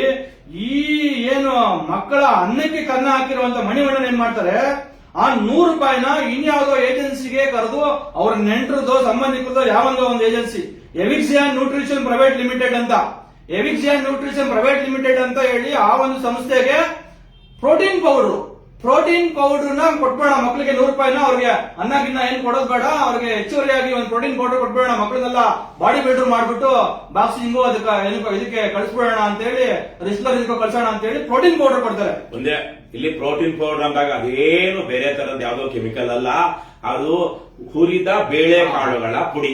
ಹೌದು, ಬೇಳೆಕಾಳು ಯಾವ್ದು ನಮ್ಮ ತೊಗರಿ, ಧಾನ್ಯಗಳು. ನಮ್ಮ ಕಡಲೆ, ಧಾನ್ಯಗಳು, ಇದ್ರದ ಹುರಿದ ಕಾಳುಗಳ ಬೇಳೆಕಾಳುಗಳ ಪುಡಿ.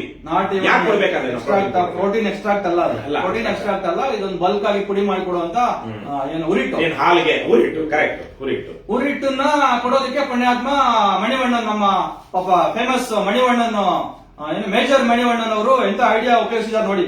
ಅವನಿಗೆ 100 ರೂಪಾಯಿನ ಇದಕ್ಕೆ ಒಂದು ತಿಂಗಳಿಗೆ 100 ರೂಪಾಯಿ ಅಂತ ಅಂದ್ರೆ ಒಬ್ಬ ವಿದ್ಯಾರ್ಥಿಗೆ ಒಂದು ವರ್ಷಕ್ಕೆ ಎಷ್ಟಾಯ್ತು, 1200 ರೂಪಾಯಿ ಆಯ್ತು. 1200 ರೂಪಾಯಿನ ಅವ್ರಿಗೆ ಕೊಡೋದೇ ಇಲ್ಲ, ಅವ್ರಿಗೆ ತಿನ್ನೋದಕ್ಕೆ. ಅವನ ಎವಿಕ್ಸಿಯಾನ್ ನ್ಯೂಟ್ರಿಷನ್ ಅಂತ ಕರೆದು ಅವನಿಗೆ ಒಂದು ಟೆಂಡರ್ ಕೊಟ್ಟು ಅವನಿಗೆ ಮಾಡೋದಕ್ಕೆ ಕೊಡ್ತಾರೆ. ಅವನಿಗೆ ಎಷ್ಟಾಯ್ತು ಅಂತಂದ್ರೆ 29 ಕೋಟಿ 5 ಲಕ್ಷಗಳು ಇಂಥ ಉರಿಟ್ಟಿಗೆ. 29 ಕೋಟಿ 5 ಲಕ್ಷ ರೂಪಾಯಿಯನ್ನ ಮಕ್ಕಳಿಗೆ ಉರಿಟ್ಟು ತಿನ್ಸುವಂತ ಕೆಲಸವನ್ನ ಮಣಿವಣ್ಣನ್ ಮಾಡ್ತಾರೆ. ಮಣಿವಣ್ಣನ್ ಅವ್ರು ಮಾತ್ರ ಬೆಳಿಗ್ಗೆಲ್ಲ ವಾಕಿಂಗ್ ಮಾಡ್ಕೊಂಡು ಫಿಟ್ ಆಗಿ ಚಡ್ಡಿ ಹಾಕೊಂಡು ಫಿಟ್ ಆಗಿರ್ಬೇಕು, ಮಕ್ಕಳು ಉರಿಟ್ಟು ತಿನ್ಕೊಂಡು ಹಾಳಾಗೋಗ್ಬಿಡ್ಲಿ. ಮಣಿವಣ್ಣನಿಗೆ ಏನಾದ್ರು ಮಾನ ಮರ್ಯಾದೆ ಇದ್ರೆ, ಏನಾದ್ರು IAS ಓದಿರೋದು, IAS ಓದ್ಕೊಂಡು ಏನಾದ್ರು ಸಾಮಾನ್ಯ ಜನ ಅವರು ಸ್ವಲ್ಪ IAS ಓದೋರು ಬೇರೆ ಬೇರೆ ಎಲ್ಲಾನು ಓದ್ಕೊಂಡು ತಿಳ್ಕೊಂಡು ಸ್ವಲ್ಪ ಅದ್ರಲ್ಲಿ ಬಂದಿರ್ತಾರೆ. ಹಂಗಾಗಿ ನಾನೊಬ್ಬ ಫಾರ್ಮಸಿಸ್ಟ್ ಆಗಿ, ಸೈನ್ಸ್ ಸ್ಟೂಡೆಂಟ್ ಆಗಿ, ಯಾವುದೇ ಡಾಕ್ಟ್ರು ಪ್ರೋಟೀನ್ ಪ್ರೋಟೀನ್ ಯಾವಾಗ ನಂಗೆ ರೆಫರ್ ಮಾಡ್ತಾರೆ ಅಂತ ಅಂದ್ರೆ ನಮ್ಮ ಬಾಡಿ ಯಾವಾಗ ಕಾಂಪ್ರಮೈಸ್ ಆಗಿರುತ್ತೆ, ಬೇರೆ ಬೇರೆ ಆರೋಗ್ಯಗಳ ಕೆಟ್ಟ ಸಂದರ್ಭದಲ್ಲಿ, ರೋಗಗಳು ನಮಗೆ ಮುತ್ಕೊಂಡಂತ ಸಂದರ್ಭದಲ್ಲಿ, ನಾವು ನಿಜವಾಗ್ಲೂ ರೋಗಿ ಆಗಿದ್ದಾಗ ನಮಗೆ ಇನ್ಯಾವುದೋ ಮೊಟ್ಟೆನೋ ಊಟ ಬಾಳು ಮಾಂಸವನ್ನ ತಿಂದು ನಾವು ಪ್ರೋಟೀನ್ ಇರ್ತಕ್ಕಂಥ, ರಿಚ್ ಆಗಿ ಪ್ರೋಟೀನ್ ಇರ್ತಕ್ಕಂಥ ಆಹಾರವನ್ನ ತಿಂದು ಡೈಜೆಸ್ಟ್ ಮಾಡ್ಕೊಂಡು ಅದನ್ನ ಜೀರ್ಣಿಸ್ಕೊಂಡು ಅದ್ರ ಮುಖಾಂತರ ಪ್ರೋಟೀನ್ ಪಡ್ಕೊಳ್ಳೋದಕ್ಕೆ ಯಾವಾಗ ನಮ್ಗೆ ಸಾಧ್ಯ ಇರಲ್ಲ, ಅಂತ ಸಂದರ್ಭದಲ್ಲಿ ಪ್ರೋಟೀನ್ ಪೌಡರ್ ಡಾಕ್ಟರ್ ಪ್ರಿಸ್ಕ್ರೈಬ್ ಮಾಡ್ತಾರೆ. ಸಪ್ಲಿಮೆಂಟ್ ತರಕ್ಕೆ ನಾನು ನಮ್ಮ ಕೊಡಿ ಪ್ಲೀಸ್, ಮೊಟ್ಟೆ ಕೊಡಿ, ಯಾವುದೇ ವಂಡರ್ಫುಲ್ ಪ್ರೋಟೀನ್ ಇಲ್ಲ ಮೊಟ್ಟೆಗಿನ್ನ, ನೀವು ಮೊಟ್ಟೆ ಕೊಡಿ ಅಂತ ಹೇಳಿದ್ರು. ಈ ತರದ್ದು ಡಾಕ್ಟರ್ ಇಂಥ ಮಣಿವಣ್ಣನ್ ಅಂತ ಪುಣ್ಯಾತ್ಮರು ಇವತ್ತು ನ್ಯೂಟ್ರಿಷನ್ ಪೌಡರ್ ಕೊಟ್ಟು ಆ ಮಕ್ಕಳಿಗೆ ಅನ್ನವನ್ನ ಕಿತ್ಕೊಳ್ಳುವಂತ ಕೆಲಸವನ್ನ ಮಾಡಿದ್ದಾರೆ. 29 ಕೋಟಿನಲ್ಲಿ ಮಣಿವಣ್ಣನ್ ಜೇಬ್ಗೆ ಅದೆಷ್ಟು ದುಡ್ಡು ಹೋಗಿದೆ ಅಂತ ಹೇಳಿ ಗೊತ್ತಿಲ್ಲ. ಸರ್ಕಾರ ಇದನ್ನೊಂದು ಬಹಳ ಗಂಭೀರವಾಗಿ ಪರಿಗಣಿಸಬೇಕು. ಇನ್ಯಾವುದೋ ಹಾಳಾಗೋಗ್ಬಿಡ್ಲಿ, ನಮ್ದೆಲ್ಲ ದುಡ್ಡು ಹೋಗಿ ಬಿಟ್ಬಿಡಲ್ಲ ಅಂತ ಹೇಳ್ಬೋದಾಗಿತ್ತು. ಆದ್ರೆ ಮಕ್ಕಳಿಗೆ ತಿನ್ನೋದಕ್ಕೆ ಅನ್ನ ಸಾಲ್ತಾ ಇಲ್ಲ, ಅವರಿಗೆ ಬೇಳೆ ಹೊಂಚೋದಿಕ್ಕೆ, ಅಕ್ಕಿ ಹೊಂಚೋದಿಕ್ಕೆ, ಎಣ್ಣೆ ಹೊಂಚೋದಿಕ್ಕೆ, ಒಂದು ಕೋಳಿ ಮೊಟ್ಟೆ ಎಕ್ಸ್ಟ್ರಾ ಕೊಡೋದಕ್ಕೆ ನಮ್ಗೆ ಸಾಧ್ಯ ಆಗ್ತಾ ಇಲ್ಲ ಅಂತ ಹೇಳಿ ಆ ಮೇಷ್ಟ್ರುಗಳು ಬಡ್ಕೋತಾ ಇರುವಂತಹ ಸಂದರ್ಭದಲ್ಲಿ ಈ ಮಣಿವಣ್ಣನ್ ಹೋಗ್ಬಿಟ್ಟು ಆ ದುಡ್ಡನ್ನ 100 ರೂಪಾಯಿನ ಇವು ಯಾರು ಹೇಳಿದ್ರು ಇವ್ರಿಗೆ ನ್ಯೂಟ್ರಿಷನ್ ಕೊಡೋದಕ್ಕೆ? ಒಳ್ಳೆ ಮಕ್ಕಳು ಅಪ್ಪ ಅಮ್ಮ ಬಂದು ಹೇಳಿದ್ರು ನ್ಯೂಟ್ರಿಷನ್ ಪೌಡರ್ ಕೊಡುವಂತ. ಇಲ್ಲ ಮಣಿವಣ್ಣನ್ ಏನಾದ್ರು ಸೈಂಟಿಸ್ಟ್? ಅಸಹ್ಯ. ಈ ತರಕ್ಕೆ ಈ ಮಣಿವಣ್ಣನ್ ಅಂತಕ್ಕಂಥ ಒಬ್ಬ ಪುಣ್ಯಾತ್ಮ, ದೊಡ್ಡ ಹೆಸರಿಟ್ಕೊಂಡಿರುವಂತ ಪುಣ್ಯಾತ್ಮ ಮಾಡಿರುವಂತ ಅಲ್ಕಾ ಕೆಲಸ. ಇದರಿಂದ ಬಹಳಷ್ಟು ನಿಜಕ್ಕೂ ಜನರು ಅಲ್ಲಿ ಮಕ್ಕಳಿಗೆ ಅನ್ಯಾಯ ಆಗ್ತಾ ಇದೆ. ಅವ್ರ ಹೊಟ್ಟೆಗೆ ಕನ್ನ ಹಾಕುವಂತ ಕೆಲಸ ಆಗ್ತಾ ಇದೆ. ಇನ್ನು ಈ ವಿಚಾರವಾಗಿ ನಮ್ಮ ಅಧ್ಯಕ್ಷರು ಈಗಾಗಲೇ ಹೇಳಿದ್ರು, ನಾನು ಇಲ್ಲಿ ತಂದಿರುವಂತದ್ದು ಎಲ್ಲಾ ಬ್ರಾಂಡೆಡ್. ಬೆಟಾಡಿನ್ ನಾನು ತಂದಿರುವಂತದ್ದು, ಡೋಲೋ 650 ಅವ್ರು ಕೊಟ್ಟಿರುವಂತದ್ದು 1 ಶೀಟ್, ನಾನು ತಂದಿರುವಂತದ್ದು 500 ಮಾತ್ರೆಯ ಒಂದು ಬಾಕ್ಸು, 500 ಮಾತ್ರೆಯ ಒಂದು ಬಾಕ್ಸು. ಮತ್ತೆ ಇವೆಲ್ಲ ಸಿಪ್ಲಾ ಕಂಪನಿದೋದು.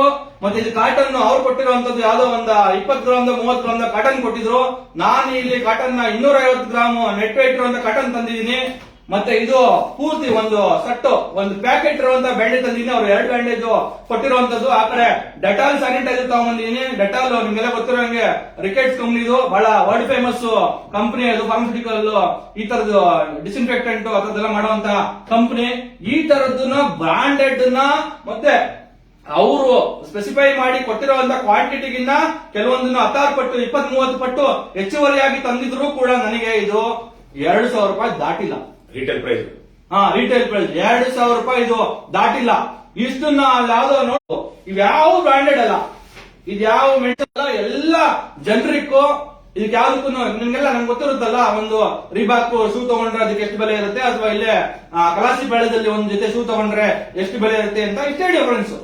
ಇದಕ್ಕೂ ಈ ಬೆಟಾಡಿನ್ ಈ ಸೊಲ್ಯೂಷನ್ಗೂ ಅಥವಾ ಇನ್ಯಾವುದೋ ಜಾಗದಲ್ಲಿ ಬೇರೆ ಇನ್ಯಾವುದೋ ಬ್ರಾಂಡ್ ತೆಗೆದುಕೊಡ್ತೀವಿ ನಾವು ಅಂತ ಅಂದ್ರೆ ಅದು ಡಿಫರೆನ್ಸ್ ರಿಬಾಕ್ ಶೂ ಮತ್ತೆ ಕಲಾಸಿ ಪಾಳ್ಯ ಫುಟ್ಪಾತ್ ಅಲ್ಲಿ ಮಾರುವಂತ ಶೂ ಅಷ್ಟು ಡಿಫರೆನ್ಸ್ ಜಗದಾಂತರ ವ್ಯತ್ಯಾಸ ಇರುತ್ತೆ.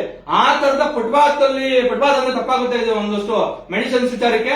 ಆ ತರದ ಲೋ ಕ್ವಾಲಿಟಿ ಲೋ ಸ್ಟ್ಯಾಂಡರ್ಡ್ಸ್ ಇಟ್ಕೊಂಡು ಏನು ಪ್ರೊಡ್ಯೂಸ್ ಮಾಡುವಂತಹ ಒಂದು ಕಂಪನಿಗಳ ಐಟಮ್ಗಳನ್ನು ತೆಗೆದುಕೊಂಡು ಅದಕ್ಕೊಂದು ಡಬ್ಬ ಹಾಕಿ ಕೊಟ್ಟಿರೋದಕ್ಕೆ 10,000 ರೂಪಾಯಿ 10,000 ರೂಪಾಯಿ ಒಂದು ಫಸ್ಟ್ ಏಡ್ ಕಿಟ್ಗೆ ಅವರು ಚಾರ್ಜ್ ಮಾಡ್ತಾರೆ ಅಂತ ಅಂದ್ರೆ ಏನಕ್ಕೆ ಇವ್ರು IAS ಓದಿರೋರ್ನ ಯಾಕೆ ಕುಂಡಿಸ್ಬೇಕು ನಾವಲ್ಲಿ? ಇವರೇನೋ ವಿವೇಕ ಇರೋರು, ಬುದ್ಧಿ ಇರುವಂತ ಜನ, ದೊಡ್ಡ ಮನುಷ್ಯರು, ಇವ್ರಿಗೊಂದಷ್ಟು ಲಕ್ಷಾಂತರ ರೂಪಾಯಿ ಸಂಬಳ ಬರುತ್ತೆ, ಹಾಗಾಗಿ ಇವ್ರಿಗೆ ಹೆಚ್ಚಿನ ತಿನ್ನೋದು ಏನು ಎಂಜಿಲ್ ತಿನ್ನೋಂತ ಅಗತ್ಯ ಇಲ್ಲ, ಒಂದ್ ಸ್ವಲ್ಪ ವಿವೇಕ ಅಧಿಕಾರವನ್ನ ಬಳಸಿ ಕೆಲಸ ಮಾಡ್ಲಿ ಅಂತ ಹೇಳಿ ಮಣಿವಣ್ಣನ್ ತರದವ್ರನ್ನ, ಈ ಕಾಂತರಾಜ್ ತರದವ್ರನ್ನ ಅಲ್ಲಿ ಕುಣಿಸಿದ್ರೆ ಇವ್ರು ಹೋಗಿ ಇಂತ ಅಲ್ಕ ಕೆಲಸನ ಮಾಡೋದು. ಮಕ್ಕಳ ವಿಚಾರದಲ್ಲಿ ನಾಳೆ ಅವ್ರ ಏನೋ ಒಂದು ಸಮಸ್ಯೆ ಆಯ್ತು ನೋಡಿ, ನಾನು ಒಂದು ಪ್ಯಾಕ್ ಡೋಲೋ ಕೊಡ್ತಾ ಇದ್ದೀನಿ, ಅಲ್ಲಿ ಒಂದೊಂದು ಸ್ಕೂಲಲ್ಲಿ ಮಕ್ಕಳು 100 ಮಕ್ಕಳು ಓದ್ತಾ ಇರ್ತಾರೆ, ಇವ್ರು ಕೊಡುವಂತ ಒಂದು ಶೀಟ್ ಡೋಲೋ ಯಾವ ಕಡೆ ಸಾಗುತ್ತೆ ಮಕ್ಕಳಿಗೆ? ಎಲ್ಲಿಂದ ಸಾಗುತ್ತೆ? ಹೋಗಿ ಅಗತ್ಯ ಇರೋವಷ್ಟಾದ್ರೂ ಕೊಡ್ತಾರೆ. ಯಾಕಿಂತ ನಾಮಕಾವಸ್ಥೆಯ ಯೋಜನೆಗಳನ್ನ ಸ್ಕೀಮ್ಗಳನ್ನ ಮಾಡ್ತಾರೆ ಅನ್ನೋದನ್ನ ರಾಜ್ಯದ ಜನರು ಈ ಮುಖಾಂತರ ಅರ್ಥ ಮಾಡ್ಕೋಬೇಕು. ಈ ತರದ ಹಲವಾರು ಇಂಟ್ರೆಸ್ಟಿಂಗ್ ಭ್ರಷ್ಟಾಚಾರದ ಪ್ರಕರಣಗಳು, ಭ್ರಷ್ಟಾಚಾರದ ಯೋಜನೆಗಳನ್ನ ಮಾನ್ಯ ಮಣಿವಣ್ಣನವರು, ನಮ್ಮ ಬಹಳ ಫೇಮಸ್ ಮಣಿವಣ್ಣನವರು ರೂಪಿಸಿದ್ದಾರೆ. ಇನ್ನೊಂದು ಆ ತರದೇ ಒಂದು ತುಂಬಾ ಇಂಟ್ರೆಸ್ಟಿಂಗ್ ವಿಚಾರ, ಕರಾಟೆ ಡ್ರೆಸ್ ಅಲ್ಲಿ ಒಂದು ಸ್ಕೀಮ್ ಮಾಡ್ತಾರೆ. ಏನಂತ ಅಂದ್ರೆ ಒಬ್ಬೊಬ್ಬ ಆತ್ಮರಕ್ಷಣಾ ಕಲೆ ಅಂತ, ಒಬ್ಬೊಬ್ಬ ಆತ್ಮರಕ್ಷಣಾ ಕಲೆ ಅಂತ ಹೇಳಿ ಮಾಡಿ ಅಲ್ಲಿ ಒಂದು ಕರಾಟೆಗೆ ಬೇಕಾಗಿರುವಂತಹ ಸಮವಸ್ತ್ರಗಳನ್ನ ಪೂರೈಕೆ ಮಾಡುವಂತಹ ಒಂದು ಟೆಂಡರ್ನ ಆದೇಶವನ್ನ ಕೊಡ್ತಾರೆ ಎಲ್ಲ ಸ್ಕೂಲ್ ಮಕ್ಕಳಿಗೂ. 945 ರೂಪಾಯಿ ಒಂದು ಸಮವಸ್ತ್ರ, 945 rupees ಒಂದು ಸಮವಸ್ತ್ರ. ಅದಕ್ಕೆ ಎಷ್ಟಾಯ್ತು ಒಟ್ಟಾರೆ ದುಡ್ಡು ಅಂತ ಅಂದ್ರೆ ಒಂದು ವರ್ಷಕ್ಕೆ 19,60,77,500 ರೂಪಾಯಿ ಸಮವಸ್ತ್ರಕ್ಕಾಯ್ತು. ಸುಮಾರು 20 ಕೋಟಿ ರೂಪಾಯಿ 20 ಕೋಟಿ ರೂಪಾಯಿ ಕರಾಟೆ ಕಲಿಯೋದಕ್ಕೆ ಮಕ್ಕಳಿಗೆ ಸಮವಸ್ತ್ರಕ್ಕೆ. ಇಂಟ್ರೆಸ್ಟಿಂಗ್ ವಿಚಾರ ಎಲ್ಲಿದೆ ಗೊತ್ತಾ? ಇಲ್ಲಿದೆ. ಏನಂತ ಅಂದ್ರೆ ಕರಾಟೆ ಕಲಿಸೋದಕ್ಕೆ ಮೇಸ್ಟ್ರುಗಳ ನೇಮಕಾತಿ ಮಾಡ್ಕೊಳ್ಳಿಲ್ಲ, ಕರಾಟೆ ಕಲಿಸೋದಕ್ಕೆ ಮೇಸ್ಟ್ರುಗಳ ನೇಮಕಾತಿ ಮಾಡಲಿಲ್ಲ. ಇವ್ರ ಅಯೋಗ್ಯತೆಗೆ ಅಲ್ಲಿ ಮಕ್ಕಳಿಗೆ 20 ಕೋಟಿ ಖರ್ಚು ಮಾಡಿ ಕರಾಟೆ ಬಟ್ಟೆ ಕೊಡ್ಸಿದ್ರು. ಆ ಬಟ್ಟೆ ಹಾಕೊಂಡು ಮಕ್ಕಳು ಬೀದಿಗೂ ಹೋಗಂಗಿಲ್ಲ, ಆ ಬಟ್ಟೆ ಹಾಕೊಂಡು ಎಲ್ಲ ಮಕ್ಕಳು ಆಚೆಗಡೆ ಹೋಗಿ ಆಟನೂ ಆಡಂಗಿಲ್ಲ. ಆ ತರದ್ದು ಒಂದು ಬಟ್ಟೆ ಅದು ಕರಾಟೆ ಬಟ್ಟೆ. ಆ ಬಟ್ಟೆಗೆ 20 ಕೋಟಿ ಖರ್ಚು ಮಾಡಿದಾರಂತೆ. ಈ ರಾಜ್ಯದ ಹಣವನ್ನ ಮಣಿವಣ್ಣನಂತ ಒಬ್ಬ ಇಡಿಯಟ್ IAS ಆಫೀಸರ್ಗಳು ಯಾವ ರೀತಿಯಾಗಿ ಲಾಸ್ ಮಾಡಿದ್ದಾರೆ, ನಷ್ಟ ಮಾಡಿದ್ದಾರೆ ಅನ್ನೋದನ್ನ ನಷ್ಟ ಸರ್ಕಾರಕ್ಕಾಗಿರುತ್ತೆ.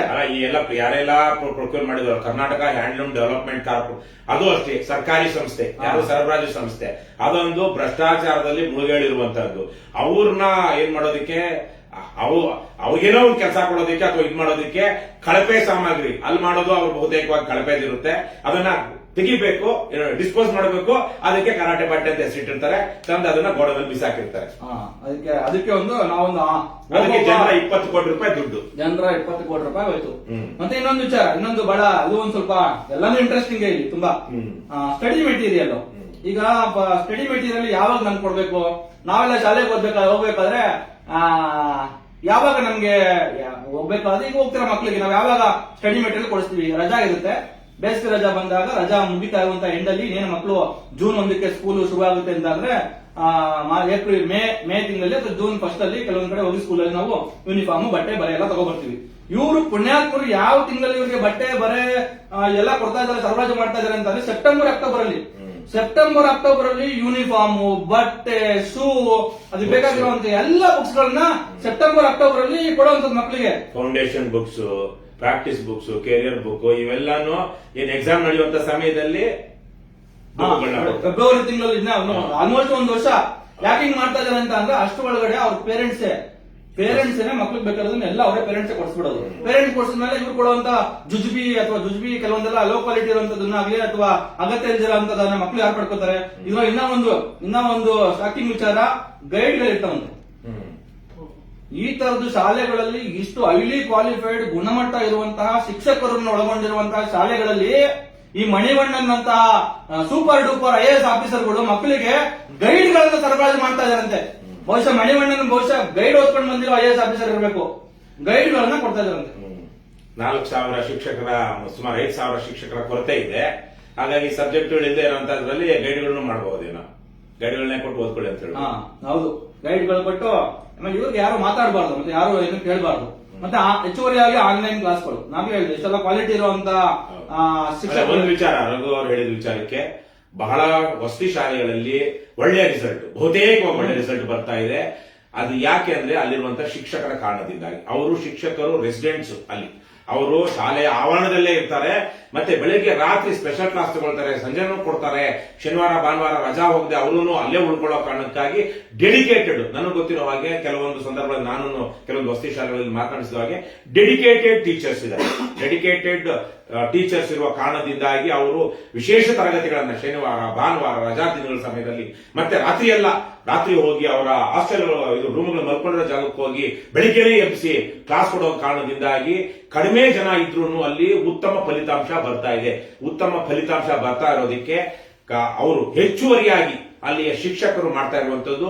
ಅಲ್ಲೂ ಸಹ ಸುಮಾರು 10 ವರ್ಷಗಳಿಂದ ನಾನೇ ಈ ಕ್ರೈ ಸಂಸ್ಥೆಗೆ ಒಂದ್ಸಲ ಹೋಗಿದ್ದೆ. ಸುಮಾರು 700-800 ಶಿಕ್ಷಕರು ಬಂದಿದ್ರು. ಆವಾಗ 7-8 ವರ್ಷಗಳ ಹಿಂದೆ ಅವರಿಗೆ ಸರಿಯಾಗಿ ಸಂಬಳ ಕೊಡ್ತಾ ಇರಲಿಲ್ಲ, ಮತ್ತು ಅವರಿಗೆ 5-10 ವರ್ಷ ಕೆಲಸ ಮಾಡಿದ್ರು ಪರ್ಮನೆಂಟ್ ಮಾಡ್ಕೊಂಡಿರ್ಲಿಲ್ಲ. ಆವಾಗ ಒಂದು ಹಂತದಲ್ಲಿ ಒಂದು ದೊಡ್ಡ ಹೋರಾಟ ನಡೀತು. ಆ ಹೋರಾಟದ ನಾನು ಹೋಗಿ ಭೇಟಿ ಮಾಡಿದ್ದೆ ಅಧಿಕಾರಿಗಳನ್ನ. ಆಮೇಲೆ ತದನಂತರದಲ್ಲಿ ಒಂದು 700-800 ಜನ ಅವರು ರೆಗ್ಯುಲರೈಸ್ ಆದ್ರು. ಆದ್ರೆ ಆವಾಗಲೂ ಸಹ ಆ ಶಿಕ್ಷಕರ ಕಾರಣದಿಂದಾಗಿ, ಅತಿಥಿ ಶಿಕ್ಷಕರು ಸೇರಿದಂತೆ ಪೂರ್ಣಾವಧಿ ಶಿಕ್ಷಕರ ಕಾರಣದಿಂದಾಗಿ ಇವತ್ತು ಈ ಕ್ರೈ ಸಂಸ್ಥೆ ನಡೆಸುವಂತ ಮೊರಾರ್ಜಿ, ಇಂದಿರಾ ಗಾಂಧಿ, ವಾಜಪೇಯಿ, ಅಂಬೇಡ್ಕರ್, ನಾರಾಯಣ್ ಗುರು, ಕಿತ್ತೂರು ರಾಣಿ ಚೆನ್ನಮ್ಮ ಶಾಲೆಗಳಲ್ಲಿ ಬೇರೆ ಇತರ ಎಲ್ಲ ಸರ್ಕಾರಿ ಶಾಲೆಗಳಿಗಿಂತ ಕೆಲವೊಂದು ಸಲ ಒಳ್ಳೆಯ ಖಾಸಗಿ ಶಾಲೆಗಳಿಗಿಂತ ಉತ್ತಮವಾದ ಫಲಿತಾಂಶ ಬರ್ತಾ ಇದೆ.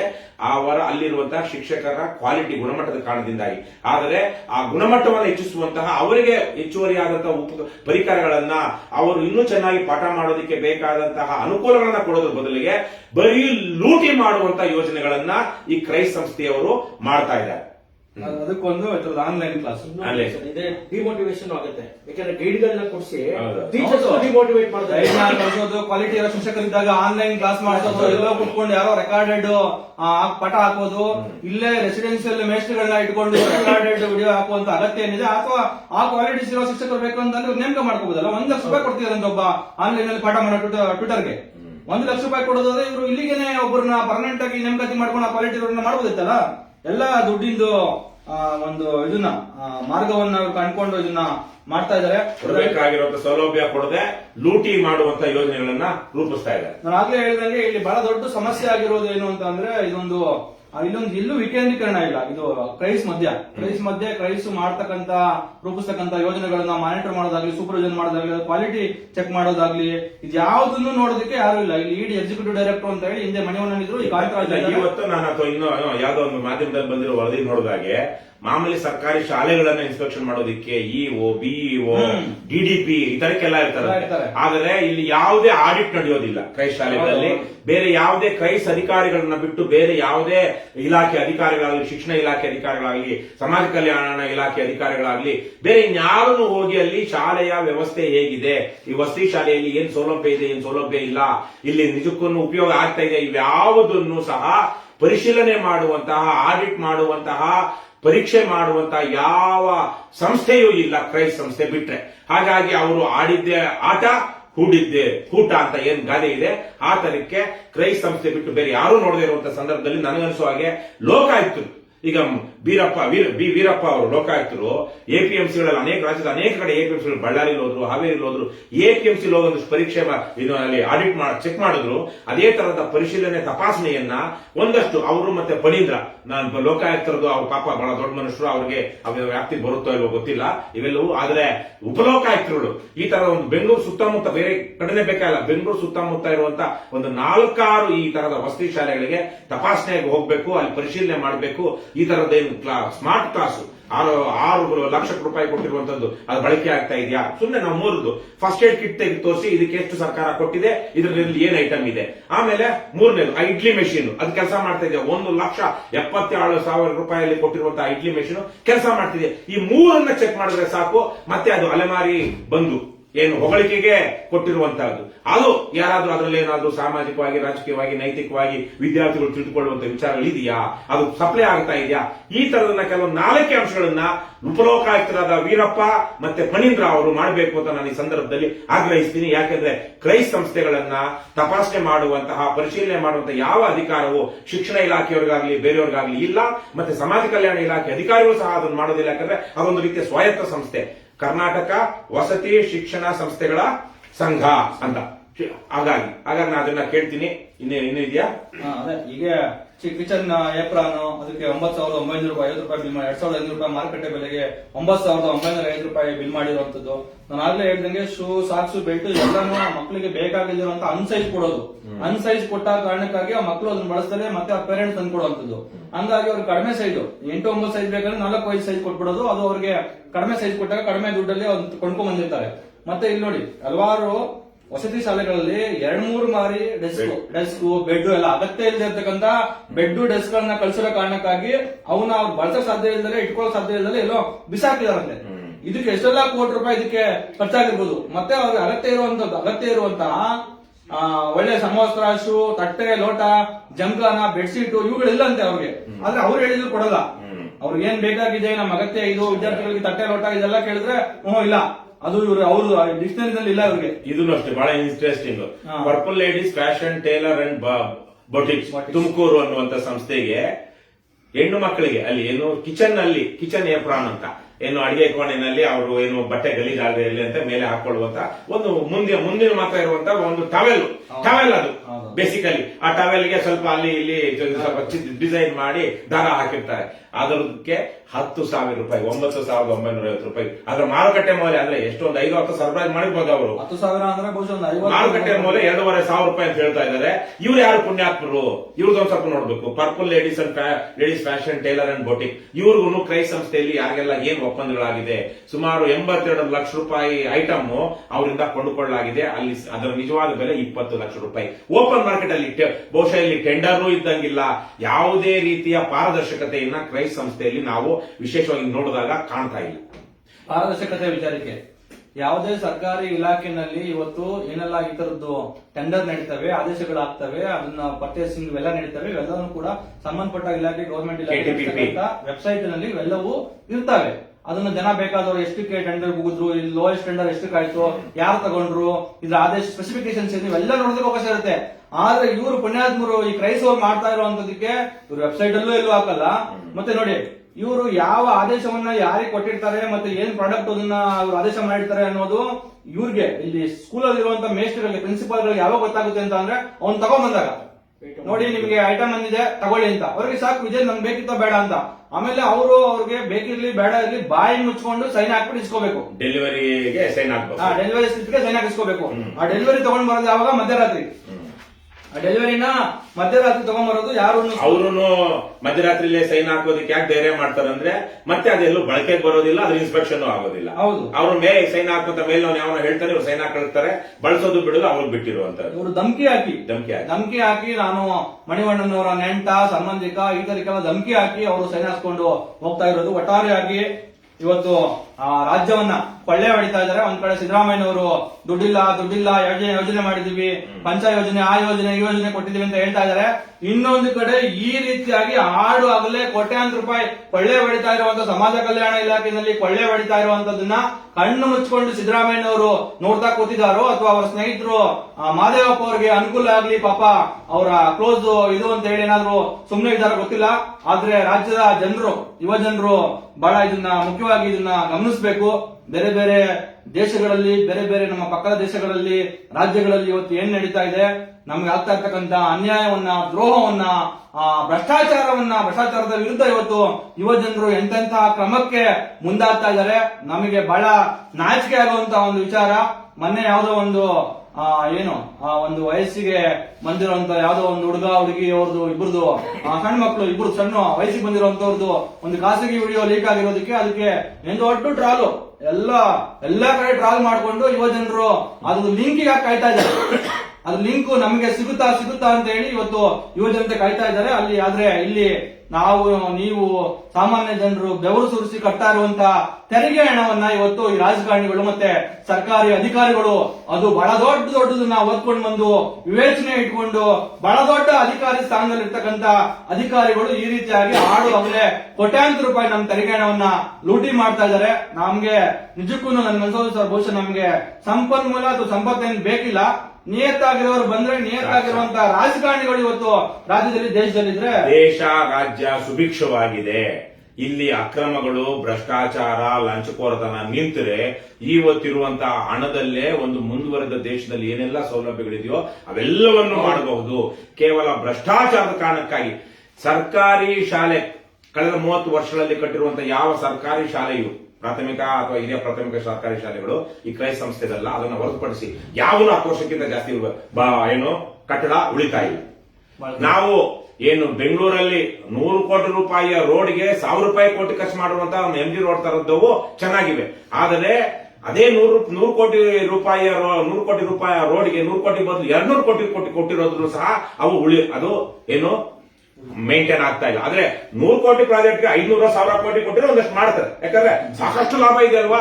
ಆದ್ರೆ 100 ಕೋಟಿಗೆ 200 ಕೋಟಿ ಕೊಟ್ರೆ 100 ಕೋಟಿಯಲ್ಲಿ ಕ್ವಾಲಿಟಿ ಮಾಡಬಹುದಾಗಿರೋದನ್ನು ಸಹ ಆಗ್ತಾ ಇಲ್ಲ. ಈ ತರಕ್ಕೆ ಲಕ್ಷ ಕೋಟಿಗಳು ರಾಜ್ಯದಲ್ಲಿ ಪ್ರತಿ ವರ್ಷ ಸರ್ಕಾರದ ಹಣ ದುರುಪಯೋಗ ಇದೆ. ಒಂದು ವಿಚಾರ ಇಲ್ಲಿ ಇವತ್ತು ಅಥವಾ ನಿನ್ನೆ ನಾನು ನೋಡಿದೆ, ಸರ್ಕಾರಿ ಶಾಲೆಗಳಲ್ಲಿ ಮೊಟ್ಟೆ ಕೊಡ್ತಾರಂತೆ ಮಧ್ಯಾಹ್ನದ ಊಟಕ್ಕೆ. ಆ ಮೊಟ್ಟೆ ಕಾರಣಕ್ಕಾಗಿ ಮುಖ್ಯೋಪಾಧ್ಯಾಯರು ಆಗೋದಿಕ್ಕೆ ಮುಂದೆ ಬರ್ತಾ ಇಲ್ವಂತೆ. ಮೊಟ್ಟೆಗೂ ಮುಖ್ಯೋಪಾಧ್ಯಾಯರಿಗೆ ಆಗೋದಕ್ಕೆ ಏನ್ ಸಂಬಂಧ?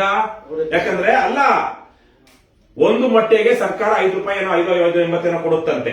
ಇವತ್ತಿರೋ ಮಾರ್ಕೆಟ್ ಅಲ್ಲಿ ಪ್ರತಿ ದಿವಸ ತರಬೇಕಲ್ವ, 7 ರೂಪಾಯಿ 8 ರೂಪಾಯಿ ಇದೆ ಅಂತೆ. ಮುಖ್ಯೋಪಾಧ್ಯಾಯ ಆದವನೇ ಅವನ ಜೇಬಿನಿಂದ ದುಡ್ಡು ಹಾಕಿ ಮೊಟ್ಟೆ ತರಬೇಕಂತೆ. 7 ರೂಪಾಯಿ 8 ರೂಪಾಯಿ ಕೊಟ್ಟು ಮಾರ್ಕೆಟ್ ಅಲ್ಲಿ ಅವ್ನು ಮೊಟ್ಟೆ ತರಬೇಕು ಅಂದ್ರೆ ಇವ್ರು ಮುಖ್ಯೋಪಾಧ್ಯಾಯ ಆಗಿರೋ ಸಂಬಳದಲ್ಲಿ ಒಂದಷ್ಟು ದುಡ್ಡನ್ನ ಮೊಟ್ಟೆಗೆ ಕೊಡಬೇಕು. ಹಾಗಾಗಿ ನಮಗೆ ಬೇಡ ಪ್ರಭಾರಿನೂ ಬೇಡ. ಯಾಕಂದ್ರೆ ಮುಖ್ಯೋಪಾಧ್ಯಾಯ ಜವಾಬ್ದಾರಿ ಮೊಟ್ಟೆ ಕೊಡುವಂತದ್ದು. ಅವ್ರು ಸರ್ಕಾರ ಕೊಡೋದು 5 ರೂಪಾಯಿ 80 ಪೈಸಾ, ಮಿಕ್ಕಿದ ಹಾಕೋಬೇಕು, ಮುಖ್ಯೋಪಾಧ್ಯಾಯ ಹಾಕೊಳ್ಬೇಕು. ಇದೇ ತರಹದ ಅಯೋಗ್ಯ ನೀತಿಗಳು. ಅದಕ್ಕೆ ಯಾವುದೇ ತರಹದ ಒಂದು ಟ್ರಾನ್ಸ್ಪರೆನ್ಸಿ ಇಲ್ಲ, ಅದನ್ನ ಚೆಕ್ ಮಾಡುವಂತದ್ದಿಲ್ಲ, ಪ್ರೊಕ್ಯೂರ್ಮೆಂಟ್ ಅಲ್ಲಿ ಒಂದು ಪ್ರಾಸೆಸ್ ಇಲ್ಲ, ಸ್ಟ್ಯಾಂಡರ್ಡ್ ಆಪರೇಟಿಂಗ್ ಪ್ರೊಸೀಜರ್ ಇಲ್ಲ. ಈ ಸಮಯದಲ್ಲಿ ಇನ್ನು ಮುಖ್ಯೋಪಾಧ್ಯಾಯರಾಗೋದಕ್ಕೆ ಹಿಂದೇಟು ಹಾಕ್ತಾ ಇದ್ದಾರೆ. ಮೊಟ್ಟೆ ಅದೇನು ವೆಜಿಟೇರಿಯನ್ ನಾನ್ ವೆಜಿಟೇರಿಯನ್ ಸಮಸ್ಯೆ ಅಲ್ಲ, ಇದು ಅರ್ಥದ ಸಮಸ್ಯೆ. ಹಣಕಾಸಿನ ಸಮಸ್ಯೆ.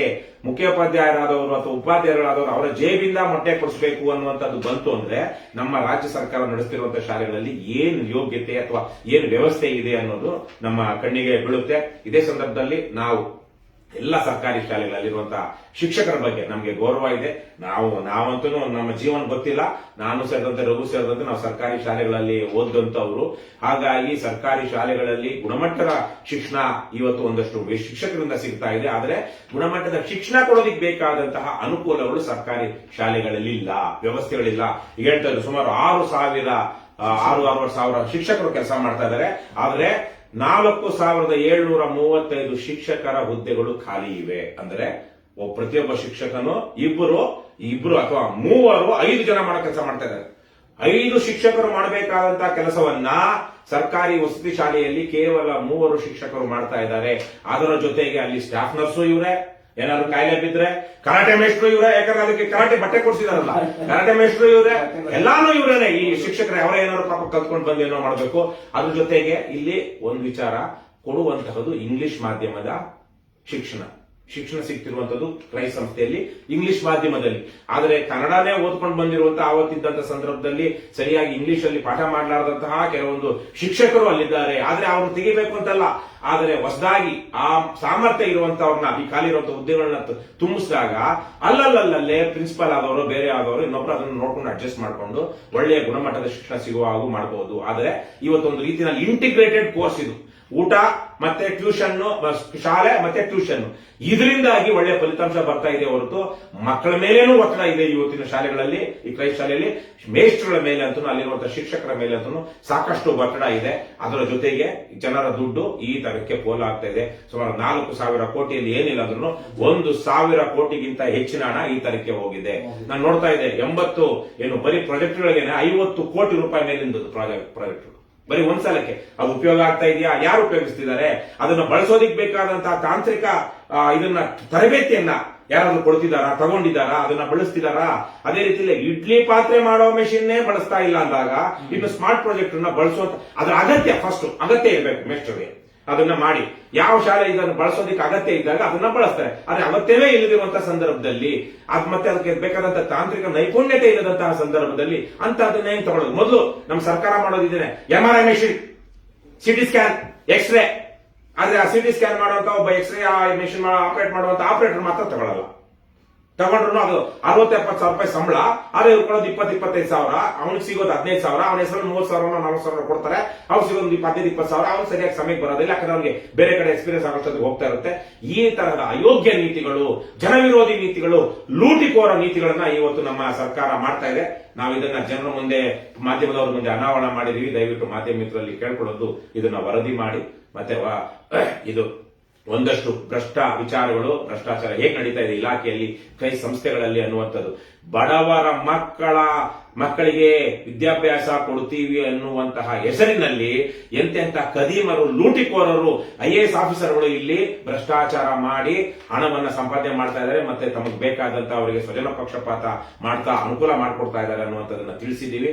ಇಷ್ಟರಲ್ಲಿ ಮುಂದಿನ ಒಂದ್ 2-3 ದಿವಸದಲ್ಲಿ ನಮ್ಮ ಪಕ್ಷದ ಕಾರ್ಯದರ್ಶಿಯಾದಂತಹ ರಘು ಜಾಣಗೆರೆ ಮತ್ತೆ ಜೀವನ್ ರಾವ್ ಜಂಟಿ ಕಾರ್ಯದರ್ಶಿ ಇವರು ಹೋಗಿ ಈ ವಿಚಾರವಾಗಿ ಲೋಕಾಯುಕ್ತದಲ್ಲೂ ದೂರು ದಾಖಲು ಮಾಡ್ತಾರೆ. ಈ ಸಂದರ್ಭದಲ್ಲಿ ನಾನು ಉಪಲೋಕಾಯುಕ್ತರ ವ್ಯಾಪ್ತಿಗೆ ಇವು ಬಹುತೇಕ ಬರೋದ್ರಿಂದಾಗಿ, ಗ್ರಾಮೀಣ ಭಾಗದಲ್ಲಿ ಇರೋದ್ರಿಂದಾಗಿ ಉಪಲೋಕಾಯುಕ್ತರುಗಳು ಹೇಗೆ ಅವರು ಹಲವಾರು ಕಡೆ RTO ಹೋಗ್ತಾರೆ, ತಾಲೂಕು ಆಫೀಸ್ಗಳಿಗೆ ಹೋಗ್ತಾರೆ, ಅದೇ ರೀತಿಯಲ್ಲೇ APMCಗಳಿಗೆ ಹೋಗ್ತಾ ಇದ್ದಾರೆ. ಅದೇ ರೀತಿಯಲ್ಲೇ ಕೆಲವು ವಸತಿ ಶಾಲೆಗಳಿಗೂ ಭೇಟಿ ಕೊಟ್ಟು ಏನಿಲ್ಲ ನಿಮ್ದು ಫಸ್ಟ್ ಏಡ್ ಕಿಟ್ ತಗೊಬನ್ರಪ್ಪ ಅಂತ ಕೇಳಬೇಕು, ಅದ್ರಲ್ಲಿ ಏನಿದೆ ಅಂತ ನೋಡ್ಬೇಕು, ಇದಕ್ಕೆ ಸರ್ಕಾರದಿಂದ ಎಷ್ಟು ಪೇ ಮಾಡಿದೆ ಅಂತ ಕೇಳಬೇಕು, ಅಲ್ಲೇ ಸುಮೋಟೋ ಆಕ್ಷನ್ ಮಾಡಬೇಕು. ಯಾಕಂದ್ರೆ ಅದು ರೆಡಿ ಇರುತ್ತೆ, ಬಹುಶಃ ಅದನ್ನು ಓಪನ್ ಮಾಡಿರೋದಿಲ್ಲ, ಯಾರು ಅದನ್ನ ಬಳಸಿರೋದಿಲ್ಲ. ಯಾಕಂದ್ರೆ ಎರಡು ಸ್ಟ್ರಿಪ್ ಪ್ಯಾರಾಸಿಟಮಾಲ್ ಏನಕ್ಕಾಗುತ್ತೆ, ಅಲ್ಲಿ ಬೇರೆ ಬೇರೆ ರೀತಿ ಅವ್ರಿಗೆ ಬೇರೆ ತರ. ಆಮೇಲೆ ಇದು ಫಸ್ಟ್ ಏಡ್ ಕಿಟ್ ಯಾರು ಬಳಸೋದಿಲ್ಲ, ಬಹುತೇಕವಾಗಿ ಬೇರೆನೆ ಒಂದಿಷ್ಟು ಕಿಟ್ ಇಟ್ಕೊಂಡಿರ್ತಾರೆ. ಅದ್ರ ಜೊತೆಗೆ ಏನು ಅಲೆಮಾರಿ ಬಂದು ಪತ್ರಿಕೆ ನಾನು ಓದ್ಬೇಕು ತಗೋಬರಪ್ಪ ಅನ್ಬೇಕು, ಅದೊಂದು ನೋಡ್ಬೇಕು. ಆಮೇಲೆ ಸ್ಮಾರ್ಟ್ ಪ್ರಾಜೆಕ್ಟ್ ಎಷ್ಟು ಯಾವ ತರ ಬಳಸ್ತಾ ಇದ್ದೀರಾ ಅಂತ ಕೇಳಬೇಕು. ಇಡ್ಲಿ ಪಾತ್ರೆ ಇಡ್ಲಿ ಮಾಡೋ ಮೆಷಿನ್, ಅದಕ್ಕೇನು 1,77,000 ರೂಪಾಯಿ. ಬಹುಶಃ 5 ಸ್ಟಾರ್ ಹೋಟೆಲ್ಗಳಲ್ಲೂ ಆ ತರಕ್ಕೆ 5 ಸ್ಟಾರ್ ಹೋಟೆಲ್ ಅಷ್ಟೆಲ್ಲ ಮಾಡೋದಿಲ್ಲ, ಯಾಕಂದ್ರೆ ಆ ಸಾವಿರಗಳಲ್ಲಿ ಏನ್ ಮಾಡುವಂತ ಅಗತ್ಯ ಇರೋದಿಲ್ಲ. ಬೆಂಗಳೂರಲ್ಲಿ ಈಗ ನಮ್ಮ ರಘು ಜಾಣಗೆರೆ ಅವರು ಒಂದು ಹೋಟೆಲ್ ನಡೆಸ್ತಾರೆ. ಅವ್ರಿಗೆ ಗೊತ್ತಿದೆ ಅದ್ರ ನಿಜವಾದ ಬೆಲೆ ಎಷ್ಟು ಅಂತ. ಮಾರ್ಕೆಟ್ ಅಲ್ಲಿ, ಓಪನ್ ಮಾರ್ಕೆಟ್ ಅಲ್ಲಿ ಅದರದ್ದು 35,000 ರೂಪಾಯಿ, ವಿತ್ GST ಎಲ್ಲ ಕಾನೂನುಬದ್ಧವಾಗಿ. ಅದು ಟೆಂಡರ್ ಹಾಕಿದೆ. ಅದನ್ನೇ ನೀವು 800 ಸಂಖ್ಯೆಯಲ್ಲಿ ತಗೊಂಡಾಗ ಅದನ್ನ 35,000 ಇರೋದು 25,000ಕ್ಕೆ ಕೊಡ್ತಾರೆ. ಅವ್ರ ಯಾಕಂದ್ರೆ ಆ ಮಟ್ಟಕ್ಕೆ ಅವರು ಲಾಭದಲ್ಲಿ ಕಡಿಮೆ ಮಾಡ್ಕೊಳ್ತಾರೆ. 30,000ನೇ ಆಗಲಿ, 10% ಕಡಿಮೆ ಆಗಿದೆ. ಯಾಕಂದ್ರೆ 15-20% ಅದು ಇಟ್ಕೊಂಡಿರ್ತಾರೆ ಹೋಲ್ಸೇಲ್ ಅವರಿಂದ ರಿಟೇಲ್ ಅವರು. 20% ಅಂದಾಗ ಹೆಚ್ಚು ಕಮ್ಮಿ 27-28 ಸಾವಿರಕ್ಕೆ ಸಿಗುತ್ತೆ. 30,000 ಇಟ್ಕೊಳ್ಳೋಣ, 40,000 ಇಟ್ಕೊಳ್ಳೋಣ. ಆದ್ರೆ ಇವ್ರು ತಗೊಂಡಿರೋದೆಷ್ಟು? 1,77,000 ರೂಪಾಯಿ. ಸೊ ಇವೆಲ್ಲವನ್ನು, ಈ 4 ವಿಚಾರಗಳನ್ನ ಗಮನಿಸಿದ್ರೆ ಸಾಕು ಮಾನ್ಯ ಉಪಲೋಕಾಯುಕ್ತರುಗಳೇ. ದಯವಿಟ್ಟು ಇದನ್ನ ಮಾಡಿ. ಅದೇ ರೀತಿಯಲ್ಲಿ ನಿಮ್ಮ ಕಚೇರಿಯಲ್ಲೂ ನಾವು ಸಹ ಒಂದು ದೂರನ್ನ ದಾಖಲಿಸ್ತೀವಿ ಈ ವಿಚಾರವಾಗಿ. ಇದನ್ನ ಅಂತಿಮವಾಗಿ ಕೊನೆಯಲ್ಲಿ ಒಂದು ಮಾತು, ಜನರ ಇವತ್ತಿನ ನ್ಯಾಯ ನೀತಿಯ ವಿಚಾರವಾಗಿ ಜನ ಹೇಗೆ ಯೋಚನೆ ಮಾಡ್ತಾ ಇದ್ದಾರೆ ಅನ್ನುವ ರೀತಿಯಲ್ಲಿ ನಮ್ಮ ಸರ್ಕಾರ ನಡೀತಾ ಇದೆ. In a democracy, people get the leaders they deserve, people get the government they deserve ಅಂತ. ಇವತ್ತು ಈ ಮಟ್ಟಕ್ಕೆ ಅನ್ಯಾಯ, ಅಕ್ರಮಗಳು, ಬರೀ ಒಂದು 4,000 ಕೋಟಿ ರೂಪಾಯಿ ಬಜೆಟ್ನ ಒಂದು ಇಲಾಖೆಯಲ್ಲಿ ನಡೀತಿರುವಂತಹ ಅವ್ಯವಹಾರಗಳ ಬಗ್ಗೆ ನಾವು ಇಷ್ಟೊತ್ತಿಂದ ಮಾತಾಡ್ತಿದ್ವಿ. ಇನ್ನೂ 100 ನಿಮಿಷಗಳು ಮಾತಾಡುವಷ್ಟು ವಿಚಾರಗಳಿದೆ. ಆದ್ರೆ ಇಷ್ಟು ಮಾತಾಡಿರೋದ್ರಲ್ಲೇ ಇಷ್ಟಿದೆ ಅನ್ನುವಾಗ, ಇವತ್ತು ನಮ್ಮ ಕಾರುಗಳ ಬೆಲೆ, ನಮ್ಮ 2 ವೀಲರ್ ಬೆಲೆ, ನಮ್ಮ ಮೊಬೈಲ್ ಬೆಲೆ, ನಮ್ಮ ಪೆಟ್ರೋಲ್ ಬೆಲೆ, ನಮ್ಮ ಊಟ, ಬೇರೆ ತಿಂಡಿ, ಬಟ್ಟೆ ಬೆಲೆ ಇವೆಲ್ಲವೂ ಹೆಚ್ಚಾಗಿದೆ ಅಂದ್ರೆ ಅದಕ್ಕೆ ಕಾರಣ ಭ್ರಷ್ಟಾಚಾರ. ಇವತ್ತು ತೆರಿಗೆ, ಅಮೆರಿಕದ ಅನೇಕ ರಾಜ್ಯಗಳಲ್ಲಿ ಸ್ಟೇಟ್ ಟ್ಯಾಕ್ಸ್ ಇಲ್ಲ. ಪ್ರಪಂಚದ ಅನೇಕ ದೇಶಗಳಲ್ಲಿ, ಕೆಲವೊಂದು ದೇಶಗಳಲ್ಲಿ ಫೆಡರಲ್ ಟ್ಯಾಕ್ಸ್ ಇಲ್ಲ, ಇನ್ಕಮ್ ಟ್ಯಾಕ್ಸ್ ಇಲ್ಲ. ನಮ್ಮ ದೇಶದಲ್ಲಿ ಎಲ್ಲೆಲ್ಲಾ ಟ್ಯಾಕ್ಸ್ ಹಾಕಿದ್ರು ನಾವು 500 ರೂಪಾಯಿ ಬೆಲೆದಕ್ಕೆ 600-700 ಕೊಡ್ತೀವಿ. ಯಾಕೆಂದ್ರೆ ಆ 200 ರೂಪಾಯಿ ಏನ್ ಟ್ಯಾಕ್ಸ್ ಇದೆ ಅದು ಪೂರ್ತಿಯಾಗಿ ಈ ತರ ಅಕ್ರಮಗಳಿಗೆ ಹೋಗ್ತಾ ಇದೆ. ಸರ್ಕಾರ ಸರಿಯಾಗಿ ನಡೆದ್ರೆ, ಅಕ್ರಮ, ಲಂಚ, ಭ್ರಷ್ಟಾಚಾರ ಇಲ್ಲದೆ ಇದ್ರೆ ಸರ್ಕಾರಕ್ಕೆ ಸರ್ಪ್ಲಸ್ ಬಜೆಟ್ ಅಂದ್ರೆ ಖೋತಾ ಇಲ್ಲದಂತಹ ಹೆಚ್ಚುವರಿ ಬಜೆಟ್. ಅವರಿಗೆ ಬೇಕಾಗಿರೋದು 2 ಲಕ್ಷ ಕೋಟಿ ರೂಪಾಯಿ, ಅವ್ರಿಗೆ ಆದಾಯ ಬರ್ತಾ ಇರೋದು 2.5 ಲಕ್ಷ ಕೋಟಿ ರೂಪಾಯಿ ಅಂದಾಗ it becomes A surplus budget. ಅವಾಗ ಏನ್ ಮಾಡ್ತಾರೆ, ಆಟೋಮೆಟಿಕ್ ಆಗಿ ಟ್ಯಾಕ್ಸ್ ಕಡಿಮೆ ಮಾಡ್ತಾರೆ ಕಣ್ರಪ್ಪ. ಟ್ಯಾಕ್ಸ್ ಕಡಿಮೆ ಮಾಡ್ತಾರೆ. ಆವಾಗ 25,000 ತಗೊಳ್ತಿರೋ ಫೋನ್ ನಿಮಗೆ 22,000 ಸಿಗುತ್ತೆ. ಆವಾಗ ಇವತ್ತು 100 ರೂಪಾಯಿ ಕೊಡ್ತಾ ಇರುವಂತ ಪೆಟ್ರೋಲ್ 79 ರೂಪಾಯಿ ಸಿಗುತ್ತೆ. ಅವತ್ತು ನೀವು 5 ಲಕ್ಷ 10 ಲಕ್ಷ ಕೊಡಬೇಕಾಗಿರೋ ಕಾರು 7 ಲಕ್ಷಕ್ಕೆ ಸಿಗುತ್ತೆ, 8 ಲಕ್ಷಕ್ಕೆ ಸಿಗುತ್ತೆ. ಯಾವಾಗ ಅಕ್ರಮ ಭ್ರಷ್ಟಾಚಾರ ನಿಂತಾಗ, ಈ ಲಂಚ ಭ್ರಷ್ಟಾಚಾರ ನಮ್ಮ ತೆರಿಗೆ ಹಣದ ದುರುಪಯೋಗ ಆಗ್ತಾ ಇರೋ ಕಾರಣದಿಂದಾಗಿನೇ ಸರ್ಕಾರ ಅನ್ಯಾಯವಾಗಿ ತೆರಿಗೆ ಹಾಕ್ತಾ ಇದೆ. ತೆರಿಗೆ ಹಾಕಿ 4 ಲಕ್ಷ ಕೋಟಿ ರೂಪಾಯಿ ಬಜೆಟ್, ಅದರಲ್ಲಿ ಅಕ್ರಮಗಳ ಕಾರಣದಿಂದಾಗಿ ನಮ್ಮ ಹೆಚ್ಚು ಕಮ್ಮಿ ಒಂದು 25% ಸರ್ಕಾರಕ್ಕೆ ಏನು ಆದಾಯ ಬರ್ತಾ ಇದೆ, 25ರಿಂದ 30-40% ಅಥವಾ 50% ಇರ್ಬೋದು, 40% ಕಮಿಷನ್ ಅಂದ್ರೆ ಮುಗಿದೇ ಹೋಯ್ತಲ್ಲ. ಇವೆಲ್ಲವೂ ಅಕ್ರಮಗಳು. ಹಾಗಾಗಿ ತುಂಬಾ ಸರಳವಾದ ವಿಚಾರವನ್ನ ಹೇಳಿ ನಾನು ನಿಮಗೆ ಬಿಡ್ತೀನಿ.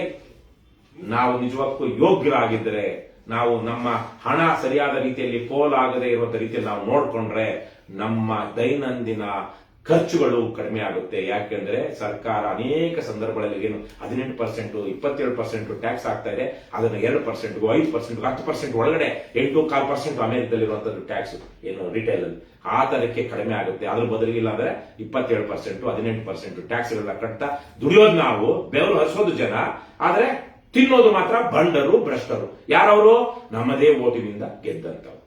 ಇಷ್ಟನ್ನ ಹೇಳ್ತಾ ಇದನ್ನ ಅಂತಿಮ ಜವಾಬ್ದಾರಿ ಜನರ ಮೇಲಿದೆ ಅಂತ ತಿಳಿಸಿ ಇನ್ನೇನಾದ್ರು ಹೇಳೋದಿದ್ಯಾ?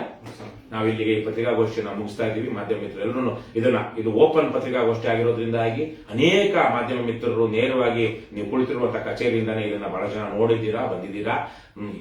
ಕೇವಲ ಬೆಂಗಳೂರಿನಲ್ಲಿರುವಂತಹ ರಾಜ್ಯ ಮಟ್ಟದ ಪತ್ರಿಕೆಗಳಷ್ಟೇ ಅಲ್ಲ, ಜಿಲ್ಲಾ ಮಟ್ಟದಲ್ಲಿರುವಂತಹ ಪತ್ರಿಕೆಗಳ ಸಂಪಾದಕರು ಸಹ ಈ ಪತ್ರಿಕಾಗೋಷ್ಠಿಯಲ್ಲಿ ನೀವೇ ಸ್ವತಃ ಭಾಗವಹಿಸಿದ್ದೀರಾ ಅಂತ ಭಾವಿಸಿಕೊಂಡು ನಿಮ್ಮ ಸ್ಥಳೀಯ ರಾಜ್ಯ ಮಟ್ಟದ ಜಿಲ್ಲಾ ಮಟ್ಟದ ಪತ್ರಿಕೆಗಳಲ್ಲಿ ಈ ಪತ್ರಿಕಾಗೋಷ್ಠಿಯನ್ನು ವರದಿ ಮಾಡಿ. ಇದು ಮುಂದಿನ ದಿನಗಳಲ್ಲಿ ಹೀಗೆ ಆಗೋದು.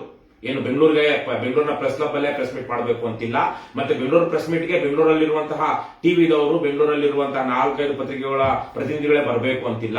ಹಾಗಾಗಿ ರಾಜ್ಯದ ಕರಾವಳಿಯಿಂದ ಹಿಡ್ಕೊಂಡು ಏನು ಬಯಲುಸೀಮೆಯ ಎಲ್ಲಾ ಭಾಗಗಳಲ್ಲಿರುವಂತಹ ಪತ್ರಿಕೆಗಳ ಸ್ಥಳೀಯ ಜಿಲ್ಲಾ ಮಟ್ಟದ ಪತ್ರಕರ್ತರು ಸಹ ಇವತ್ತು ಈ ಪತ್ರಿಕಾಗೋಷ್ಠಿ ನಿಮಗಾಗಿಯೇ ಮಾಡಿರುವಂತದ್ದು. ಮತ್ತೆ ನೀವು ಸಹ ಈ ಪತ್ರಿಕಾಗೋಷ್ಠಿಯಲ್ಲಿ ಭಾಗವಹಿಸಿದ್ದೀರಾ ಅಂತ ಭಾವಿಸಿಕೊಂಡು ಇದನ್ನ ವರದಿ ಮಾಡ್ತಾ ಹೋಗಿ. This is going to be the norm of the future. ಮುಂದಿನ ದಿನಗಳಲ್ಲಿ ಇದು ಹೀಗೇನೆ ಪತ್ರಿಕಾಗೋಷ್ಠಿಗಳು ಆಗುವಂತದ್ದು. ಇಷ್ಟನ್ನ ಹೇಳ್ತಾ ಮತ್ತೊಮ್ಮೆ ಇವತ್ತಿನ ಪತ್ರಿಕಾಗೋಷ್ಠಿಯಲ್ಲಿ ಹಾಜರಿರುವಂತಹ ಎಲ್ಲಾ ಮಾಧ್ಯಮ ಮಿತ್ರರಿಗೆ ಧನ್ಯವಾದಗಳನ್ನ ತಿಳಿಸ್ತೀವಿ. ನಮಸ್ಕಾರ.